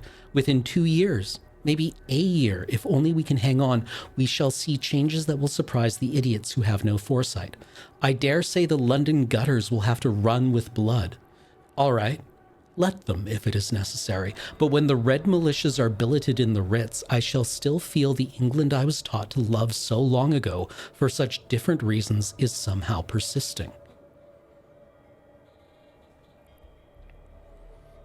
I grew up in an atmosphere tinged with militarism, and afterwards I spent 5 boring years within the sound of bugles. To this day, it gives me a faint feeling of sacrilege not to stand to attention during God Save the King. That's childish, of course, but I would sooner have had that kind of upbringing than be like the left-wing intellectuals who are so enlightened that they cannot understand the most ordinary emotions. It is exactly the people whose hearts have never leapt at the sight of a Union Jack who will flinch from revolution when the moment comes. Let anyone compare the poem John Cornford wrote not long before he was killed, before the storming of Huesca, with Sir Henry Newbolt's There is a Breathless Hush in the Close Tonight. Put aside the technical differences, which are merely a matter of period, and it will be seen that the emotional content of the two poems is almost exactly the same. The young communist who died heroically in the International Brigade was public school to the core. And like, once again, I think this text is a useful way of grabbing onto something, which is that for a large number of people, when the flag flutters and the anthem plays, there's a resonance, right? And you can argue nature versus nurture. Like, is that something we had just been taught? It's something Orwell acknowledges that he had been taught, that he had to have been taught, that was drilled into him. He talks elsewhere about the moral training of the English middle class. But like, you can't really prepare yourself to resist this kind of stuff unless you acknowledge that it has an emotional resonance that matters to people. And that isn't something I'm defending, but I think you have to understand that it comes from something. Which is why it's fucking fun to blast dudes in the face with guns. Which is why, like, charging a plasma gun and firing it at a demon rules.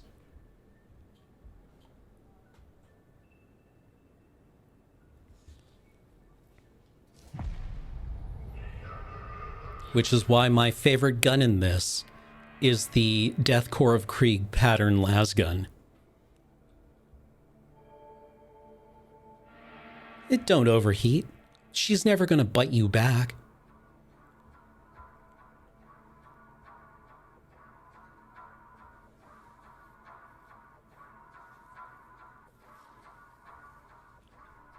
Also, before we get into it, I suck at this game, so just so you know. Should plasma guns have recoil? Well, are they coil guns? They've got that coil at the top, and it's alternatively referred to as as like a magnetic coil and a cooling coil. So I suppose it depends. Yes, it's firing something with momentum, therefore, there's a conservation of momentum. I'm not impressed. Not one bit.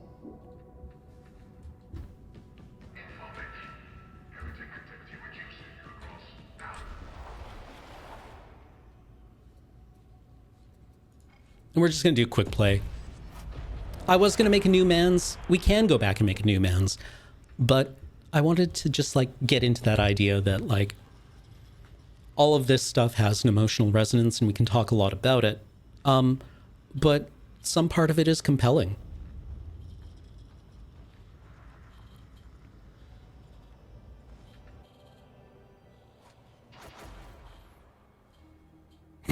This team is going to be a thing and a half. Are we ever going to be able to draw a line of sight between Bonk and Throckmorton? Are we going to be able to see anything? Yeah, compels me, though. The Mervians are not working alone. They can't be to have achieved what they have. Yes, let anyone through. Give me video game. Repositories on the border of Throneside. The deep archives should offer up some very interesting scraps of information. Go get them.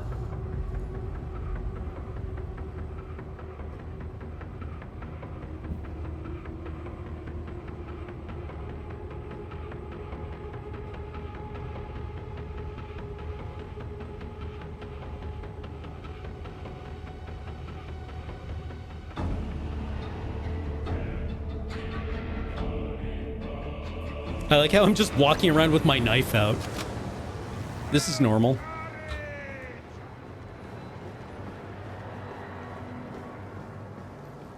I feel like my character would have a coffee table book just called Knives. Yours made this place his own. The heretics have been hunting with poptowns. Be careful, or you'll end up part of this chase. I'm not getting eaten by an hound.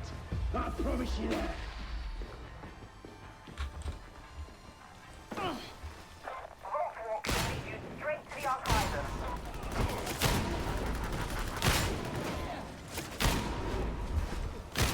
Close it down!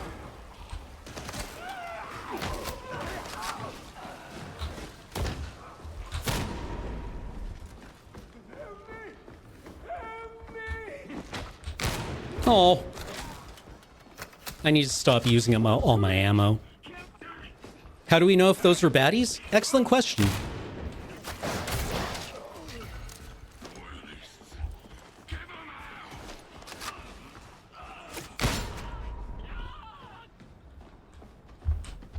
Cannot move that door. Sorry. Let's find another way in. It's not that difficult.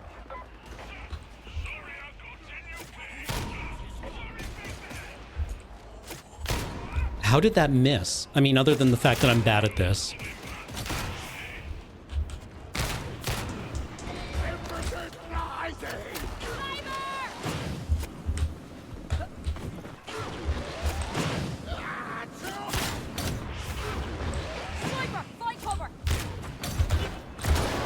I would like to move, please.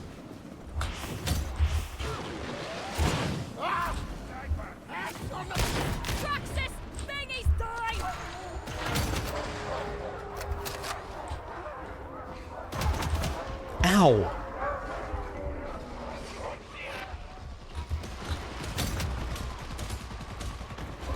Why is my gun not firing?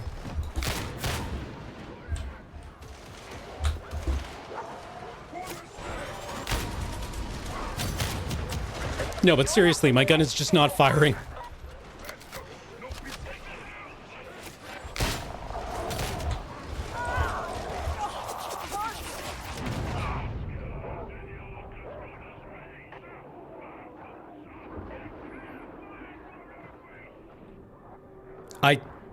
It just wouldn't shoot. I would charge it up and nothing would happen. I know it's a charge weapon. It doesn't also need to be a charge weapon. You can just, like, press the trigger. It just, like, I was lining up on the flamer and nothing would happen. I like you too. Did you say that I like you? I don't like anyone. Sweetness. I don't do weak. I like you anyway, sir. On yours. You all need to be together. Group up. Need ammo. For Atoma. Did I ever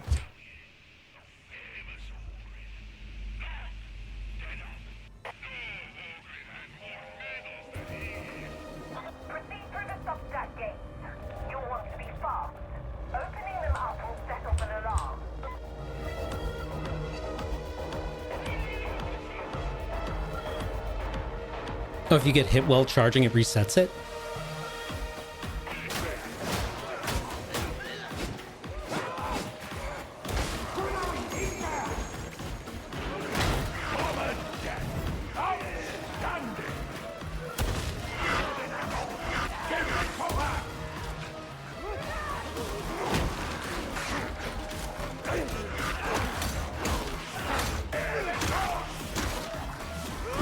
Man, the people not slowing down and being a team player in this game is rough.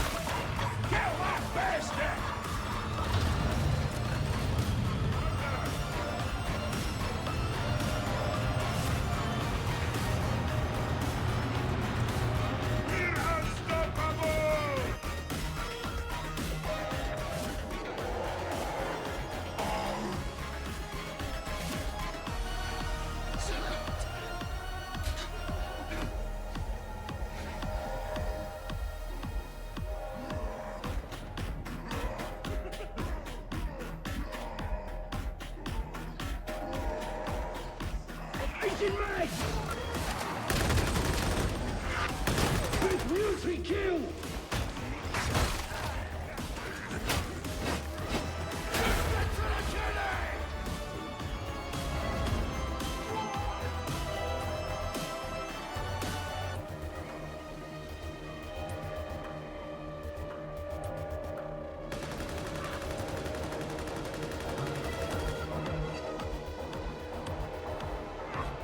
Soldier, I'm ready now! Fighting! Someone set me free!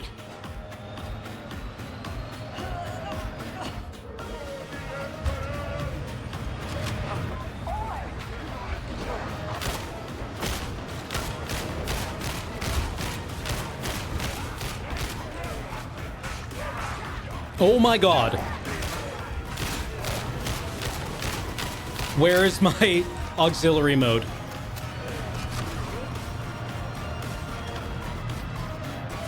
Where's... What has it mapped my bayonet to?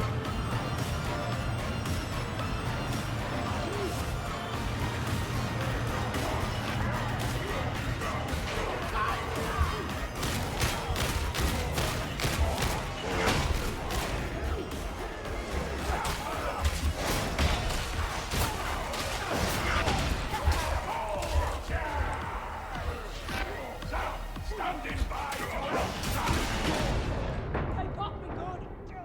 Not one bloody word, you hear?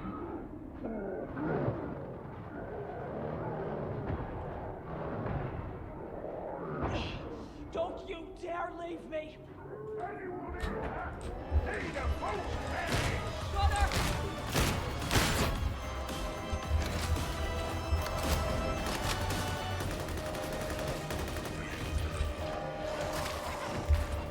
Gun out! Need ammo! Open up!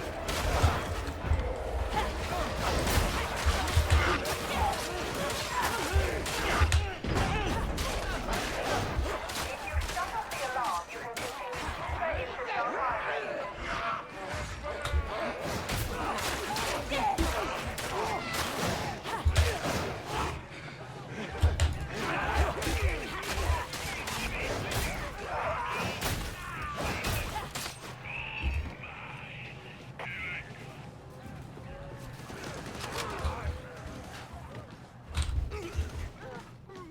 Ammo! About Karkin time. The deep archives are further in, so you're not done yet. Shotgunner!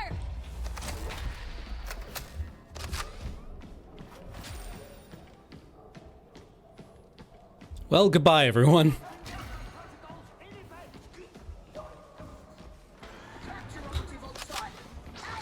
I'm not covering the back anymore. Sorry. Or the front. Okay.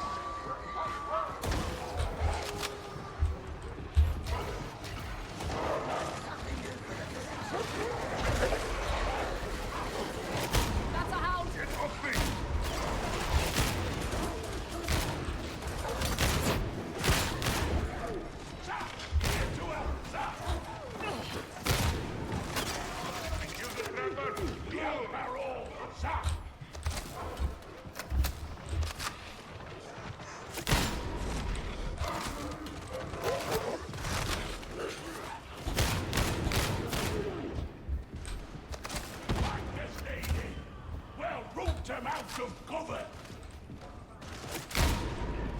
Don't understand the expletive. Not exactly friendly, is she? But who is around here?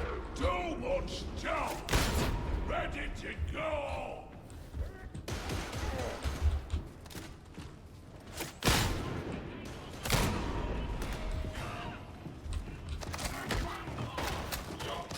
Trax is something. Take it out! They don't make heretics like they used to. Pretty sure they always made them this way. Lots of bad choices holding a gun. Perhaps, but this lot seem squishy.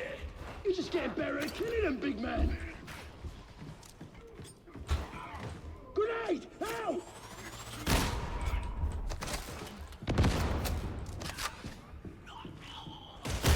Handstand!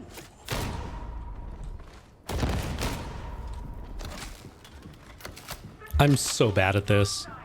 You can reach the deep archives through I'm wasting so much ammo. Stay alert for heretics. Get the gunner! Need ammo! That's fast!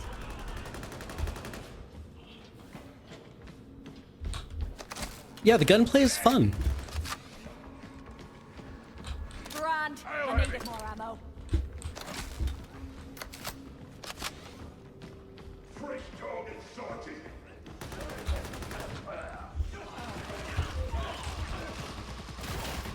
Get that rotten gunner!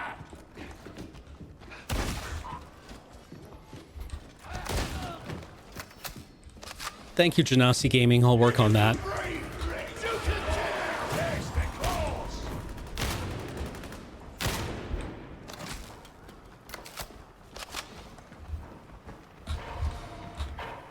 This way!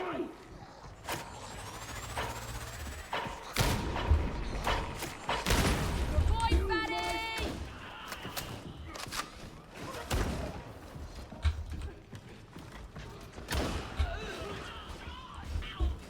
Sir, men's for you, sir!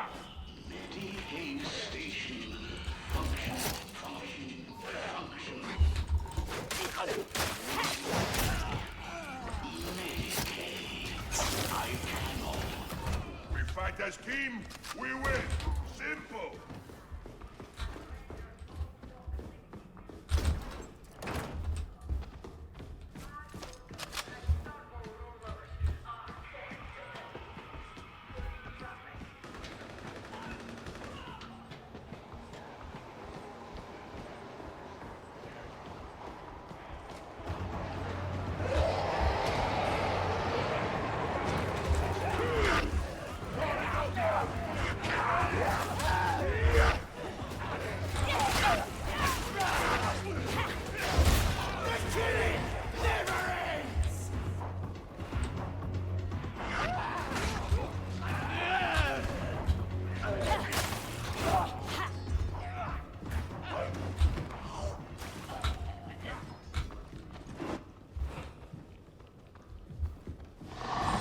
Praxis 9 Alpha! Quick thing.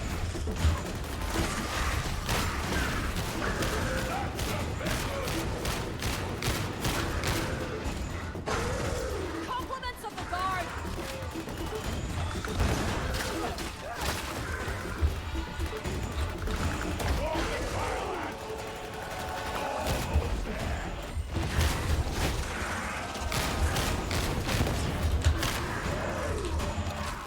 Stay down. Standing! Warhammer. That felt reasonably efficient. Gun's empty! Beats sitting around in a jail cell, don't it? Tell me what the mutant is again. If it's got tentacles or an extra head, just shoot it! There are mutants everywhere. What really matters is if they're corrupt or not.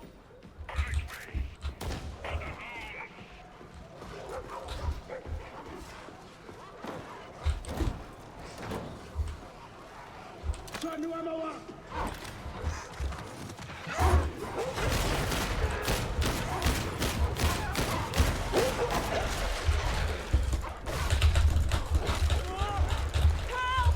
You just ran away. You just ran away.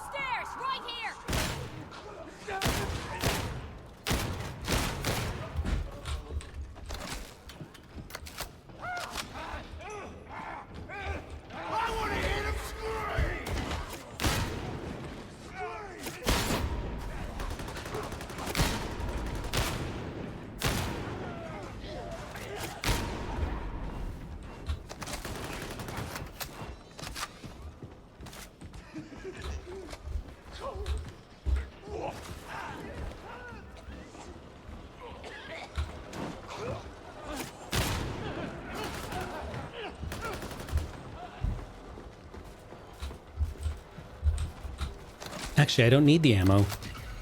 That's good.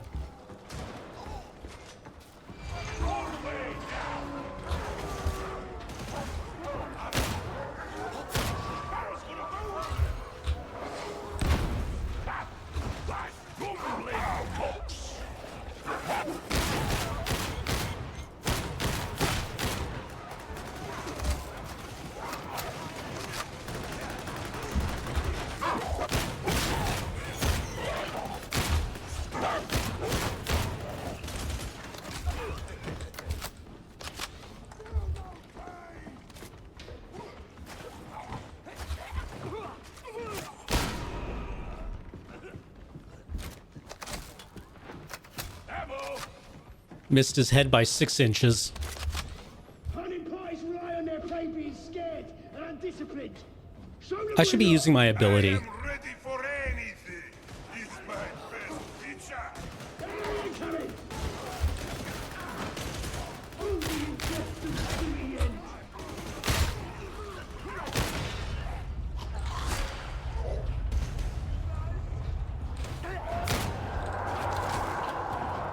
We've got a horde. Let's stomp them all.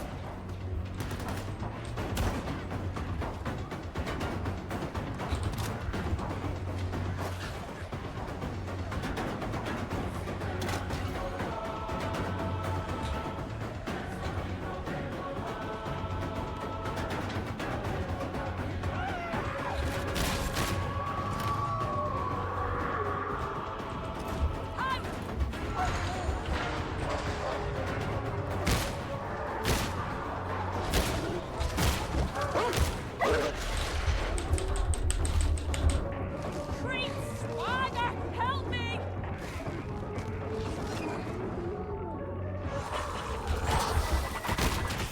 Inside! Basta! I didn't know that was a door.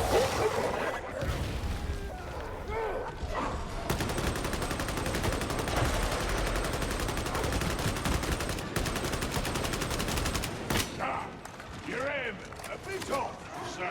Clear the target, big man!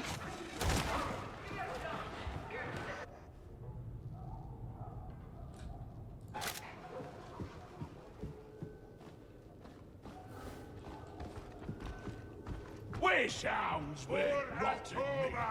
Miss breakfast. Bit of raw cat's flavor. Yes.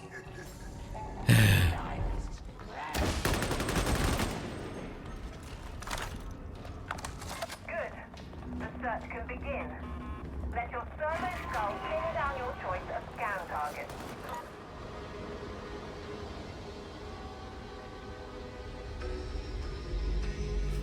Servo skull outpacing survey team. Unacceptable. The thing is, when you let one of your team members die, it's bad for you.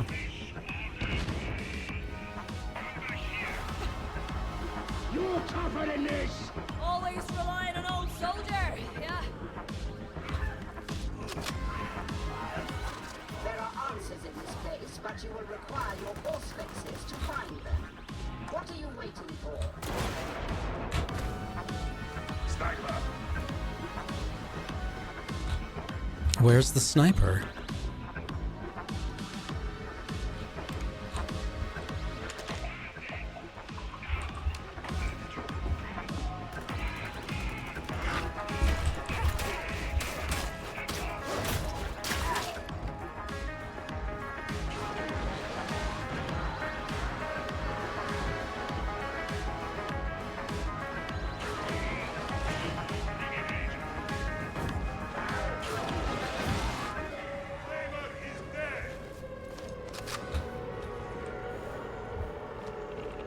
Nice shot. Data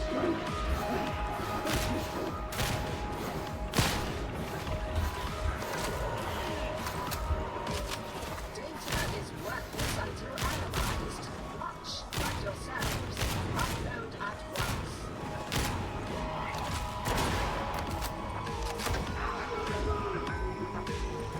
Where is it, though?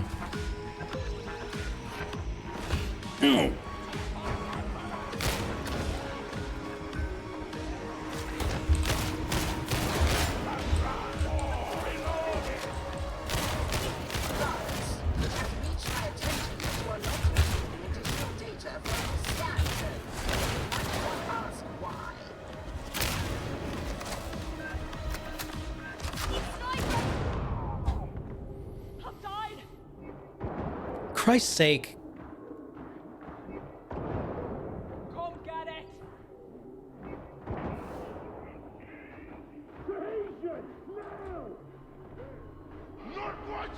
No, I did highlight it. It's just that everyone runs away all the time.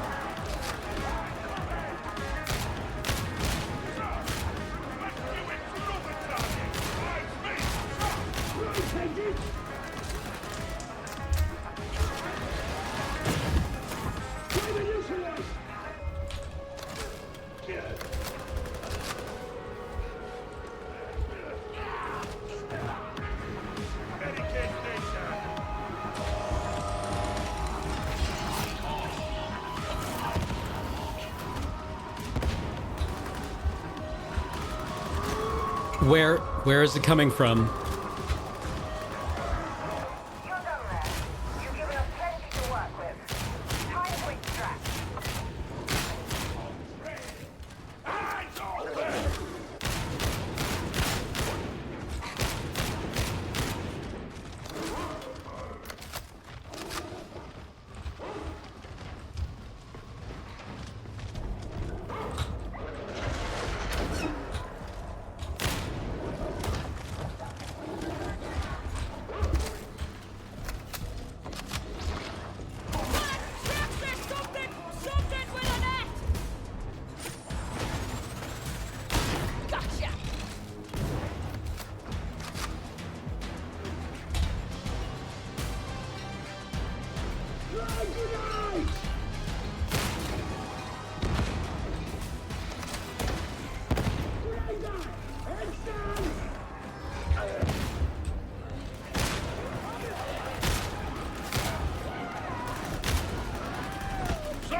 Your sides need adjusting, sir.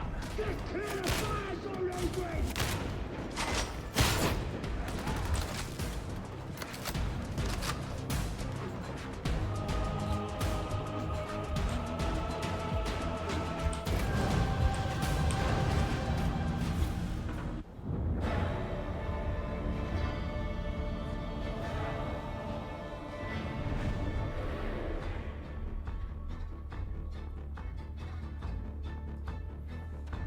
Died so many times. Terrible. Terrible.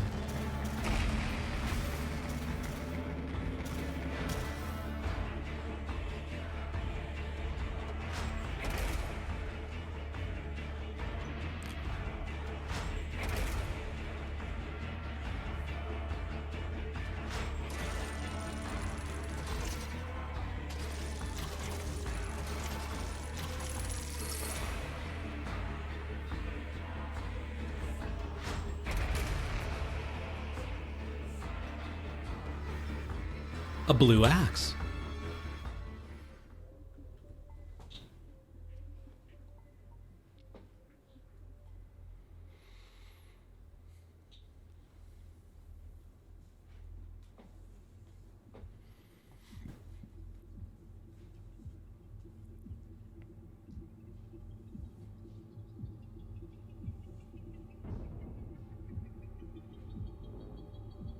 Huh. Live action Zelda movie on Twitter? Ooh, yeah, I should find out what the bayonet button is mapped to.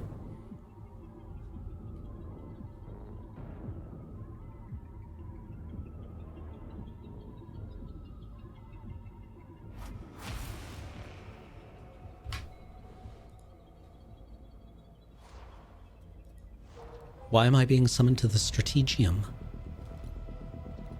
You don't look like much, but I guess, as usual, we'll have to work with what we have. We have various devices that we depend on. They make the difference between getting the job done and getting dead. So learn what they're good for, and learn how to use them. Can you do that?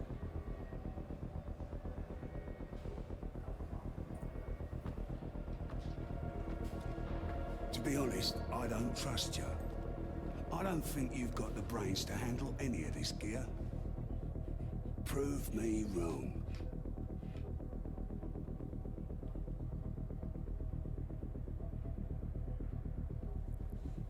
The other gun I'm kind of interested in trying out is the memory ray. Smithers, use the memory ray. You mean the revolver, sir? Complete. Yes. Can I be of service?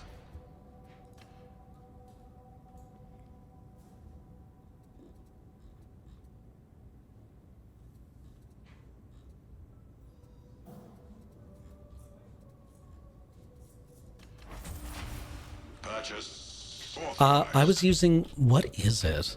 What's it actually called? The Lucius Mark I Hellbore lasgun. It's the one with the charging attack. It's kind of got the, it's the Deathcore of Krieg lasgun. And what I love about the Deathcore of Krieg is that despite the fact that their name is German, and all of their weird stands seem to think that they're German, they're French.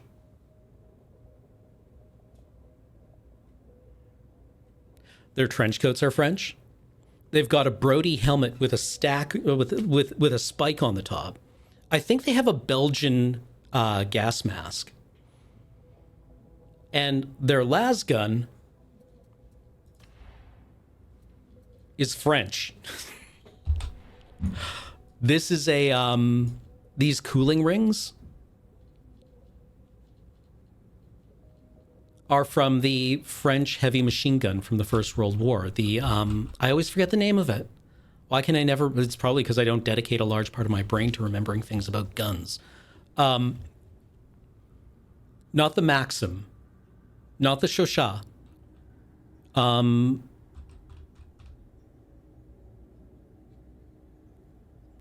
But they had these the Hotchkiss Yeah, the 1914 Hotchkiss gun.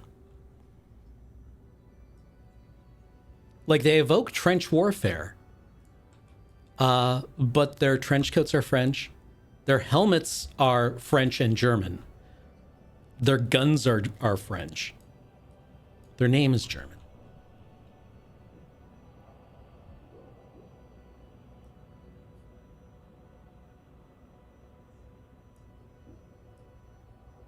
I think that's cheeky. I think that's actually extremely funny. That it's a bait and switch, kind of.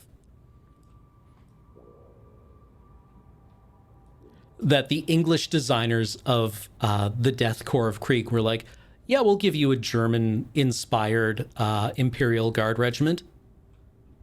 Make them as French as is humanly possible.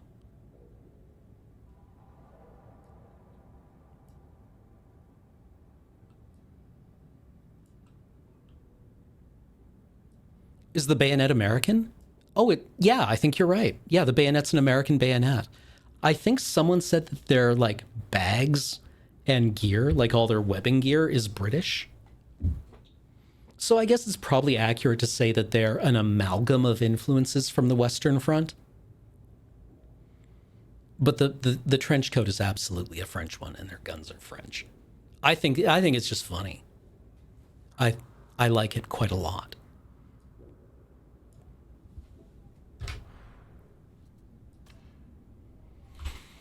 So what does the memory ray do? And then you can just hit someone with it.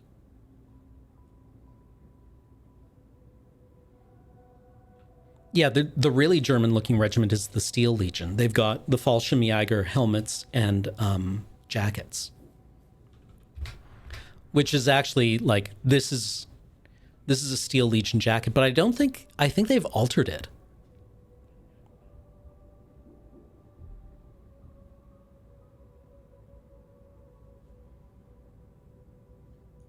I kind of like the Steel Legion.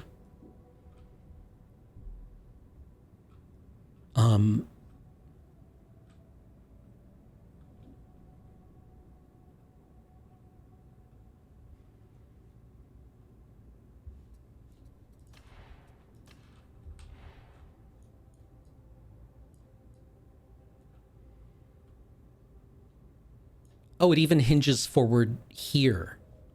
So it's kind of like got a Webley kind of gun, right? Or a Webley revolver. Only it's got a bunch of other, like, stuff on it. But this is something, that hinge here is something I associate with a Webley.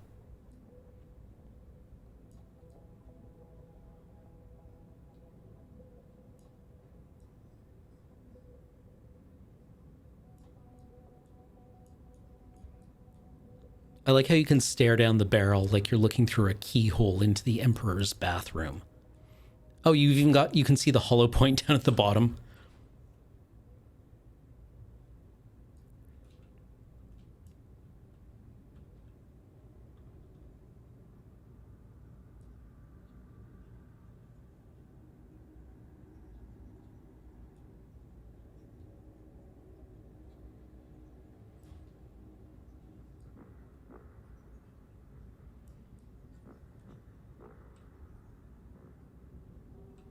A haunting reminder never to do that. Yeah, like, you look down the barrel and you see the Emperor on the toilet look up from his newspaper, kind of annoyed. And the last thing you hear is the Emperor saying, "Hey!"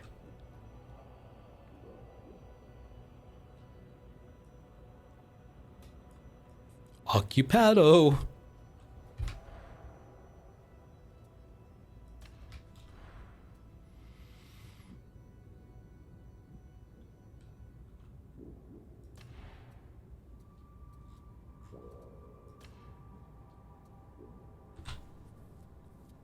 The axes in this game only do one attack, right?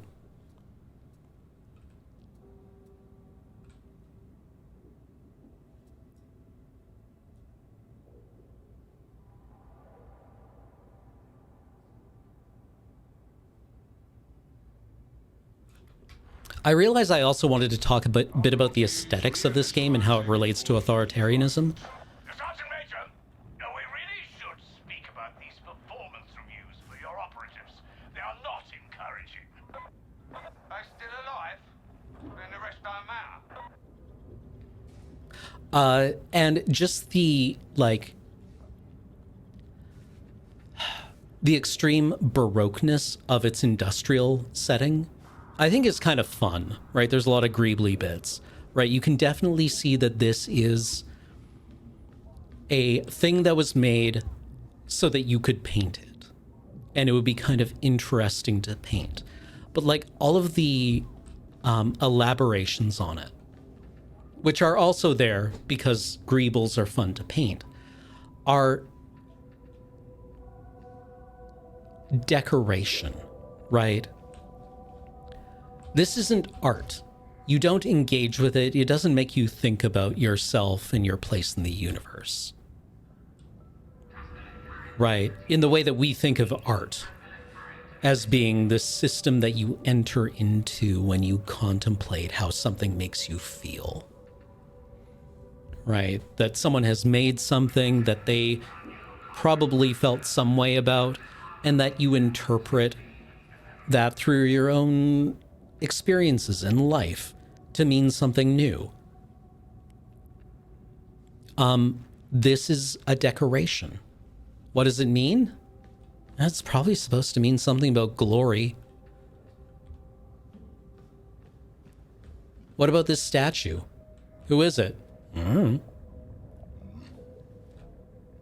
But it looks big and legitimate. It's made out of gold. The Imperium is the largest patron of public art the universe has ever seen. The largest patron of public art. They have done the most public art of anyone ever. Is what kind of art? Well, mainly stuff that doesn't make you think about anything. Right? It's basically a painting of a kitten or a landscape that you look at and go, I'm glad this isn't just bare wall.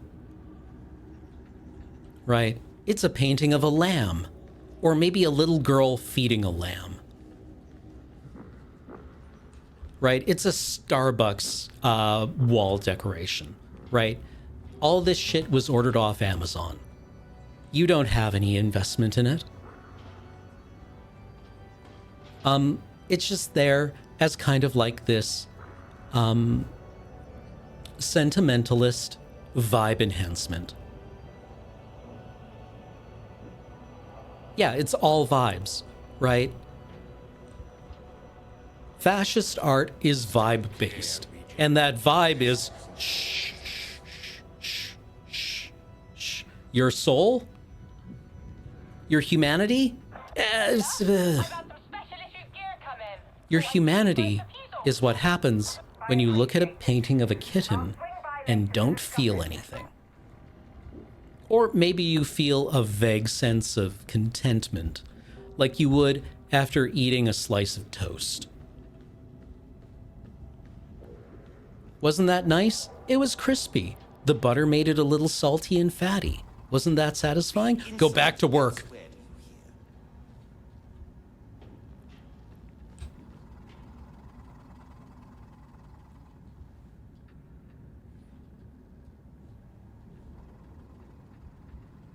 Yeah, sense of familiarity, but no real connection. I like that plasterboard. Right? It's just wall-to-wall fabric softener. Yeah, you are part of this large gilt thing. Thank you, Molly. That's so good. This large thing that is gilded, you are a part of it. Not any particular part. But it's very... What we are is very big and legitimate. It's very big and legitimate sounding, and the important part of it is that you do what you're told.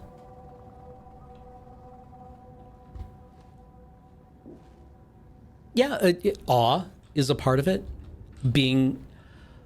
but it's awe and not the sublime, right? Like, it's interesting that 40K spaceships have these enormous windows that you look out of and are just like, man, whoever built this window did a really good job. Look at all the decoration on this window. When I look out this window into the universe, I'm really impressed by the window itself. Look how much more important this window is than what's through it.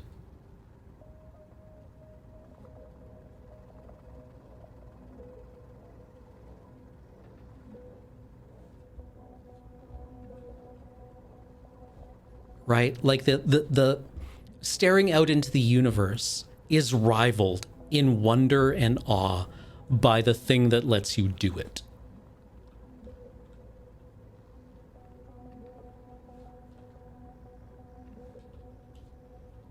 Yeah, I mean, like, awe reminds you to be subservient. The sublime reminds you that you're a part of something. But awe is like, Jesus, this thing is really big. And you're like, and they are like, yeah, it is really big. It's way bigger than you are. And you're like, oh, I get it now.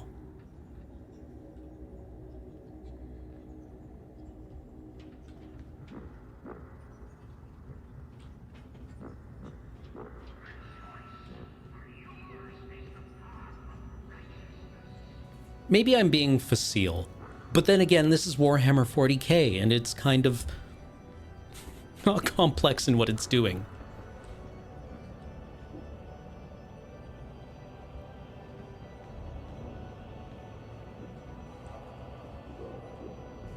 Because, like, you talk with, or you watch interviews and talks given by the people who write a lot of the lore and the books for this game, and they're thoughtful people who are like, yeah, I fucking hate chuds.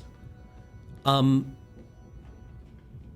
yet even they, who seem to approach this material quite thoughtfully, are like, but sometimes I really like it when Space Marines do Space Marine things, and you don't need to worry about it too much, because you're just blasting bad guys.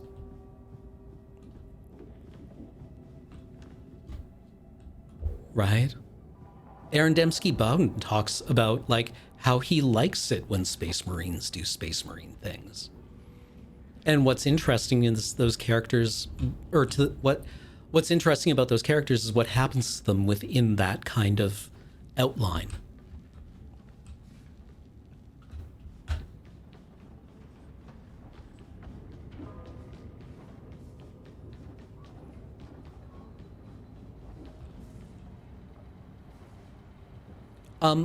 Terror is what you want to flinch away from. I watched Alien last night with my partner. It was her first time watching it. And I guess spoilers for Alien, if you care about spoilers for a 35-year-old movie, a 40-year-old movie.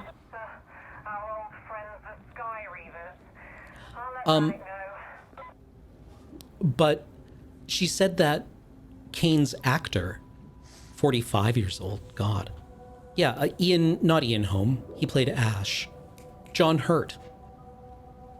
John Hurt, when he's in the Juggernaut, when he's in the cargo bay in the Juggernaut, and he's looking at the alien eggs, and the egg splits open, he does like a half second of incredible acting, where he like flinches away from it and looks like he's about to run.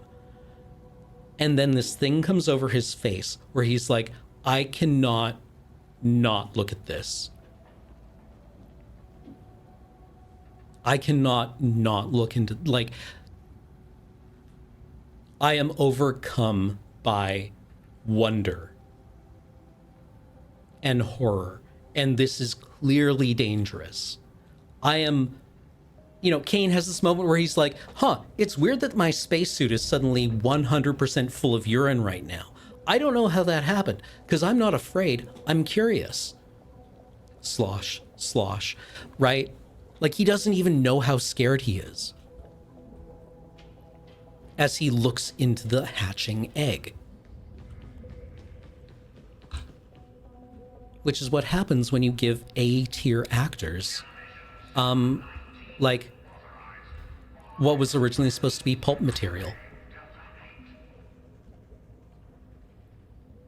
Anywho, I don't even know where I'm going with this branch of conversation.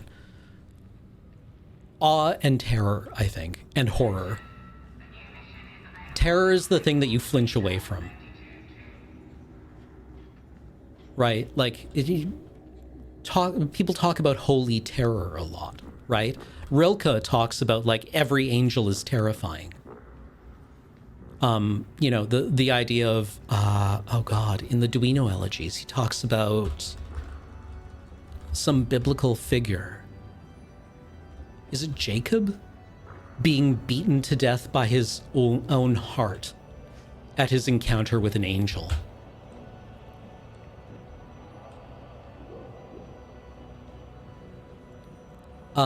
And it just, like, you know, it's a thing that's so big and legitimate that you're like, oh God, I don't know how to deal with this. Whereas horror is the thing that you can't look away from, right? Like, you look into the alien egg.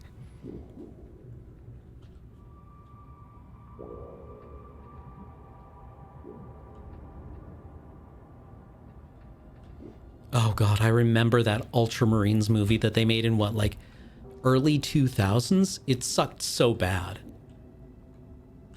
Like, they actually, like, invested in the actors and then just gave them schlock. And I think it was a Dan Abnett script, too.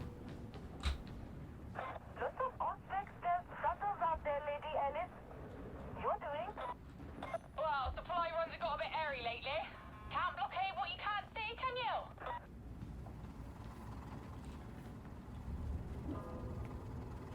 Yeah, it's just bad. It's weird and bad.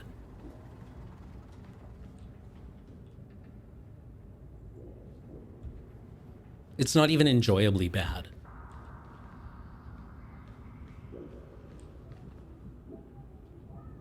It's just like kind of the coloring book.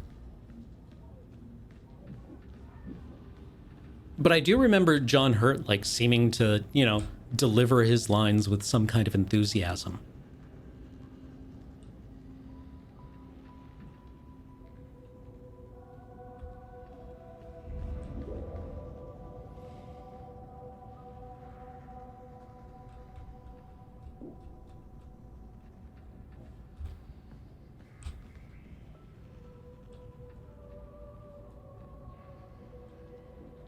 But now I'm thinking about just, like,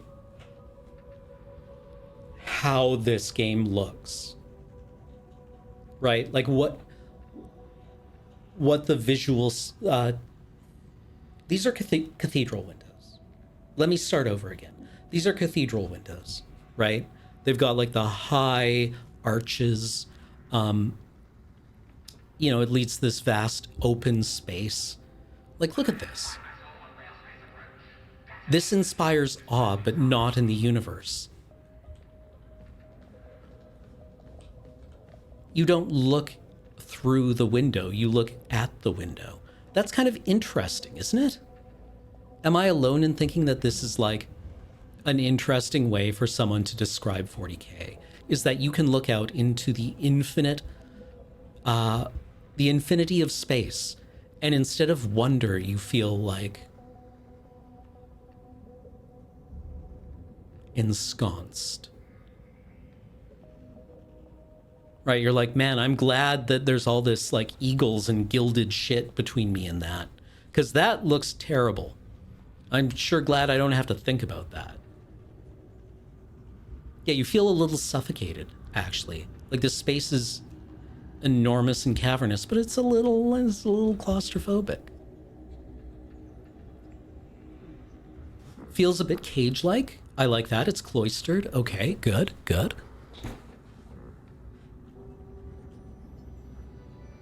Yeah, the point of architecture is to approximate the divine. Oh, those were real people. This is a co-op shooter.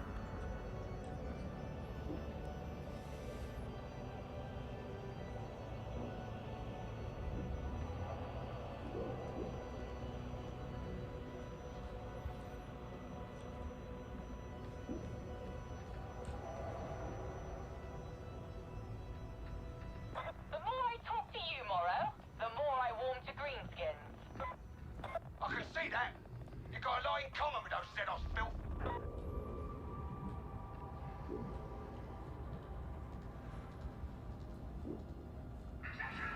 Anyway, this is just like a very light scratching of the surface on what I think of Warhammer 40k and how I kind of approach it.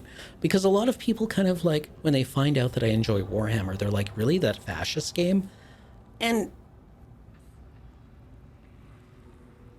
it's muddled and it's a mess and its politics are, I think they're appropriately humanly confused, because, like, as Orwell says, there's something compelling about the power of all of this. The game still explicitly, like, everything in here sucks. Everything in here sucks. Every element of this sucks. Nobody's happy about it. All the writing supports that this place is terrible, that this is basically hell. We're all living in a Bosch painting. Yet there's still something about it that strums an element of the human spirit. Ooh, I like the sublime horror of fascism that you can't really look away from. That's an interesting formulation, Pixel Savage. Is that yours?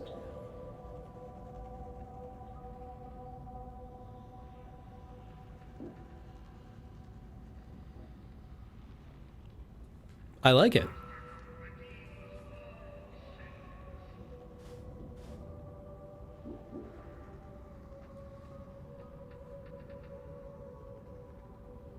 I would love to know if there's actually lyrics to these songs.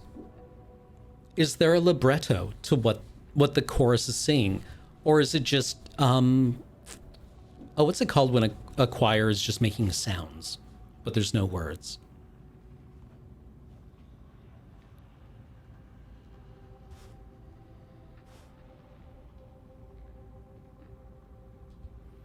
Like, sure, they're probably just singing holy, holy, holy.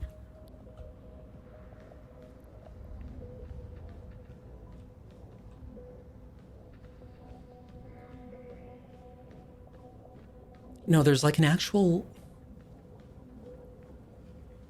There's a term for it where you're just like going, ooh, ah. In choral music. I forget now.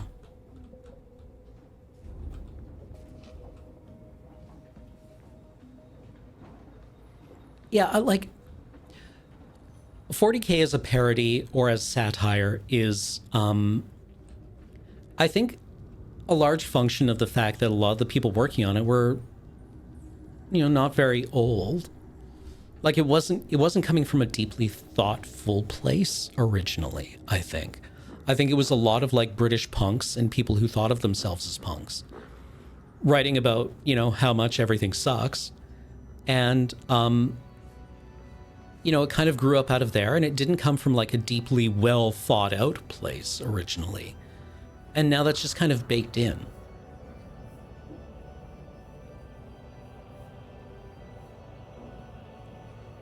So as satire, it's not terribly sophisticated. Which is why it's frequently compelling. Your satire probably shouldn't compel you. But what if it did?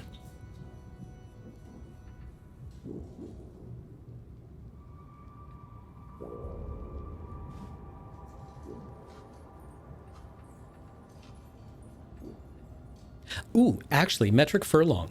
Death of the author and all. But Andy Chambers, the guy who made Gashgul Thraka, is like, I need to like come out and say, Mag Uruk Gashgul, or Mag Uruk Thraka, that's just Tolkien Blackspeak. I got that out of the back of the Silmarillion. Right? It just means like big orc war boss. And the fact that it sounds like Margaret Thatcher is apparently a coincidence. Mag Uruk Thraka. Yeah. I forget what it's black speech for, but that is what he said it is. It's a funny coincidence. I kind of enjoy it, right? You know, you've got this big orc war boss who's menacing the miners on this planet. Yeah, it's Margaret Thatcher. And a lot of the original creators say things, you know, that kind of like take the air out of a bit of the arguments around this setting. It's not deep, but it's getting there.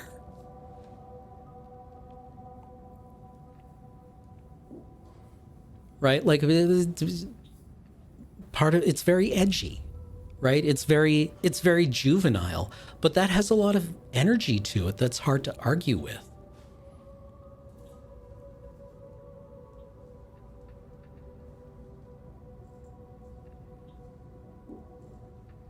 The fat bloke thought it was a Thatcher reference? That's awesome.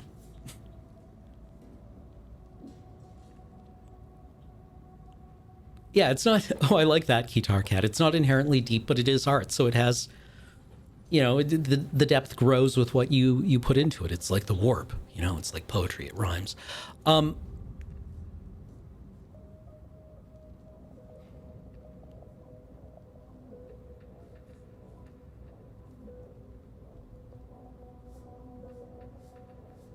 Yeah, I saw someone on YouTube commenting that we are so lucky that a lot of Warhammer 40k is as good as it is. Because, like, you know, when they were naming the Primarchs back in Rogue Trader, we're kind of lucky that they actually got words that weren't just named after, like, a stoplight at the end of the street, right? I need 20 names for this afternoon, stat.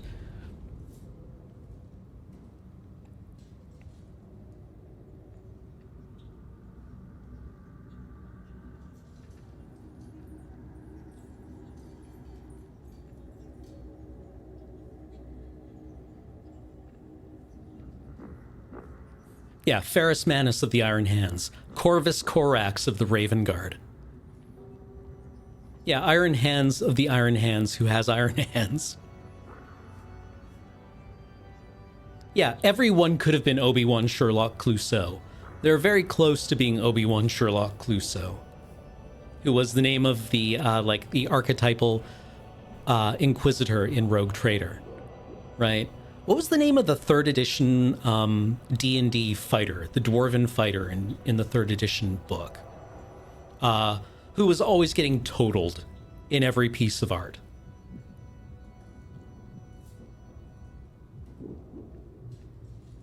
Tordrek! Yeah, Tordrek! This is Tordrek getting blown up by a fireball. This is Tordrek getting eye blighted. This is Tordrek... Like...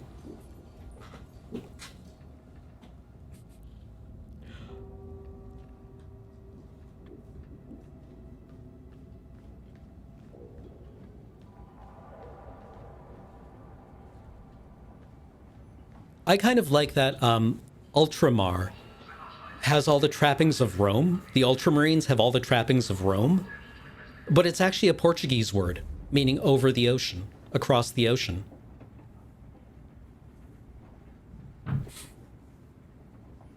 Right? It's like over there, across the sea. Ultramar.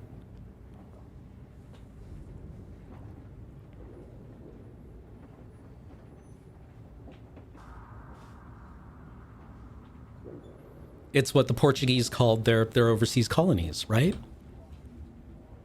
Yeah, it's also a shade of paint. And they're the most Marines. Right? Like that's kind of funny. I enjoy that.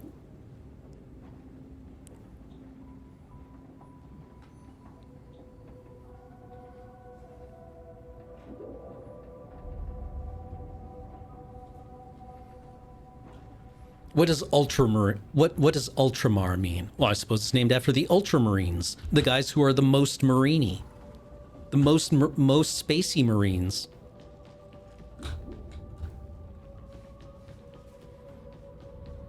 Yeah, until the Giga Marines arrive, the Ultramarines are the most Marines.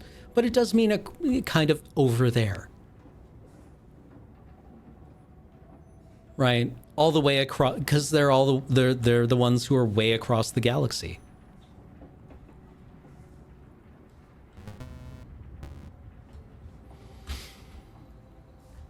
Anywho, we should probably wrap up. We played one game of this. We clicked on some heads. I sucked at it.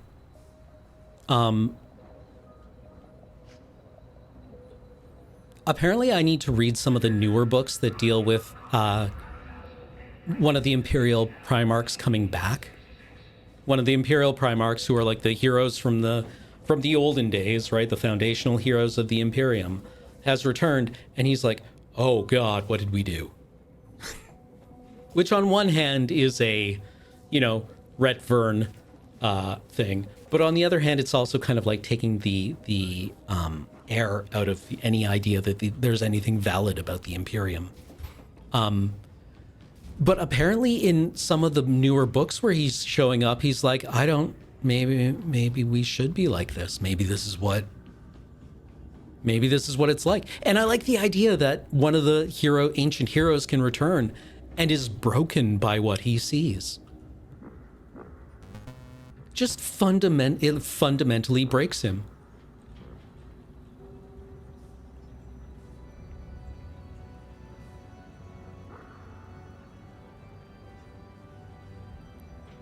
I don't know, maybe they got a point. There's an awful lot of people doing this. Yep, is the lion Jesus?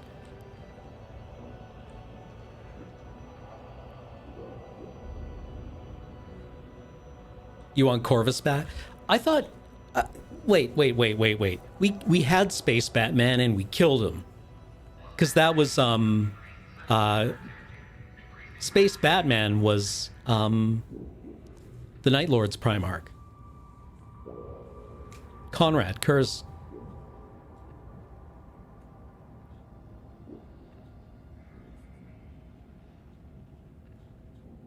Right? Like, I mean, all of the Primarchs are basically Arthur. Right? He was a mighty hero who did a bunch of great stuff, and then he'll come back the day that we need him. Don't worry about it. He died. He's fine, though. He's on this special place where he's safe until the nation needs him to come back.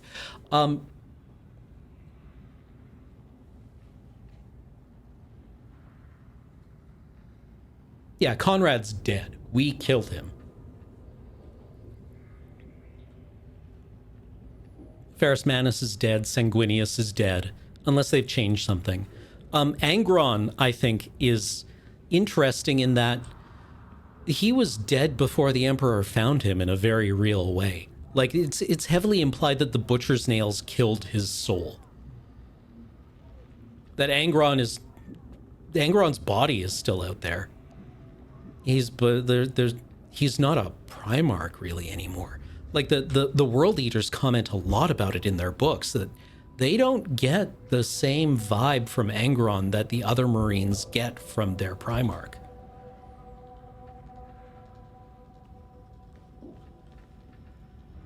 Like, they don't feel the kind of otherworldly charisma that you're supposed to get from your Primarch. Are you sure? This guy?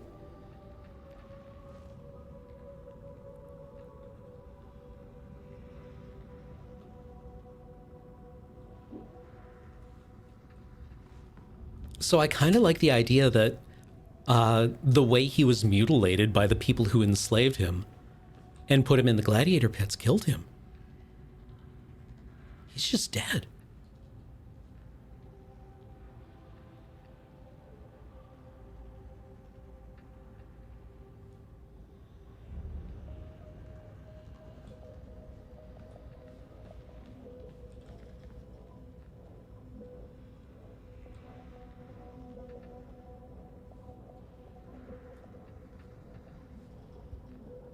Yeah, at this point, like, at least the Tyranids seem to have some kind of point.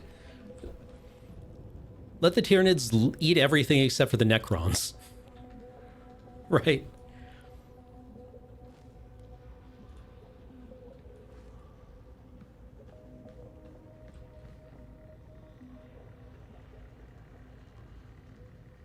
Yeah, at least the Tyranids, while they devour everything in the universe, aren't fascists. Can the Tyranids get to the Eldar? I think the Eldar can just... Well, actually, yeah, you would think that the Eldar craft worlds could just, like, peace and dip. But they don't. right? They've eaten a few of them because apparently the Eldar don't know how to move their craft worlds that way. Yeah, fascists never have a point.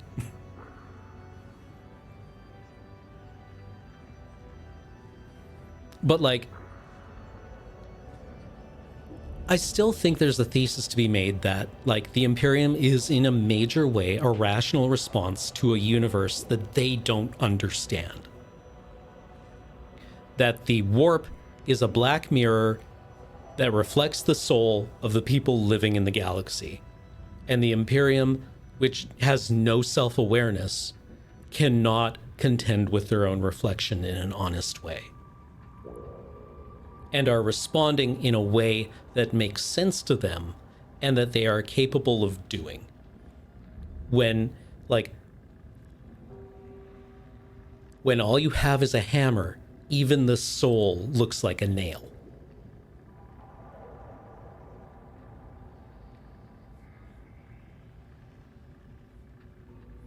Or when you think everything is a hammer, even the soul looks like a nail.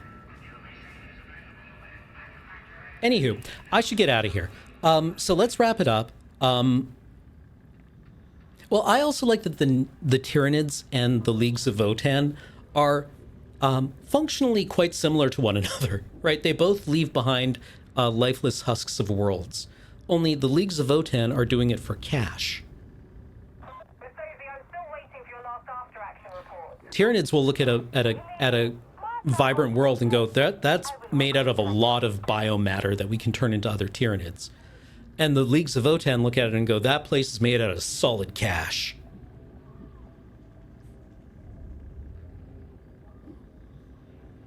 That is worth a lot of money to us. Anyway, let's wrap it up. Thank you for joining me here on Talking Simulator. We'll see you in the future, and we'll be back in the future. God, I'm good at my job.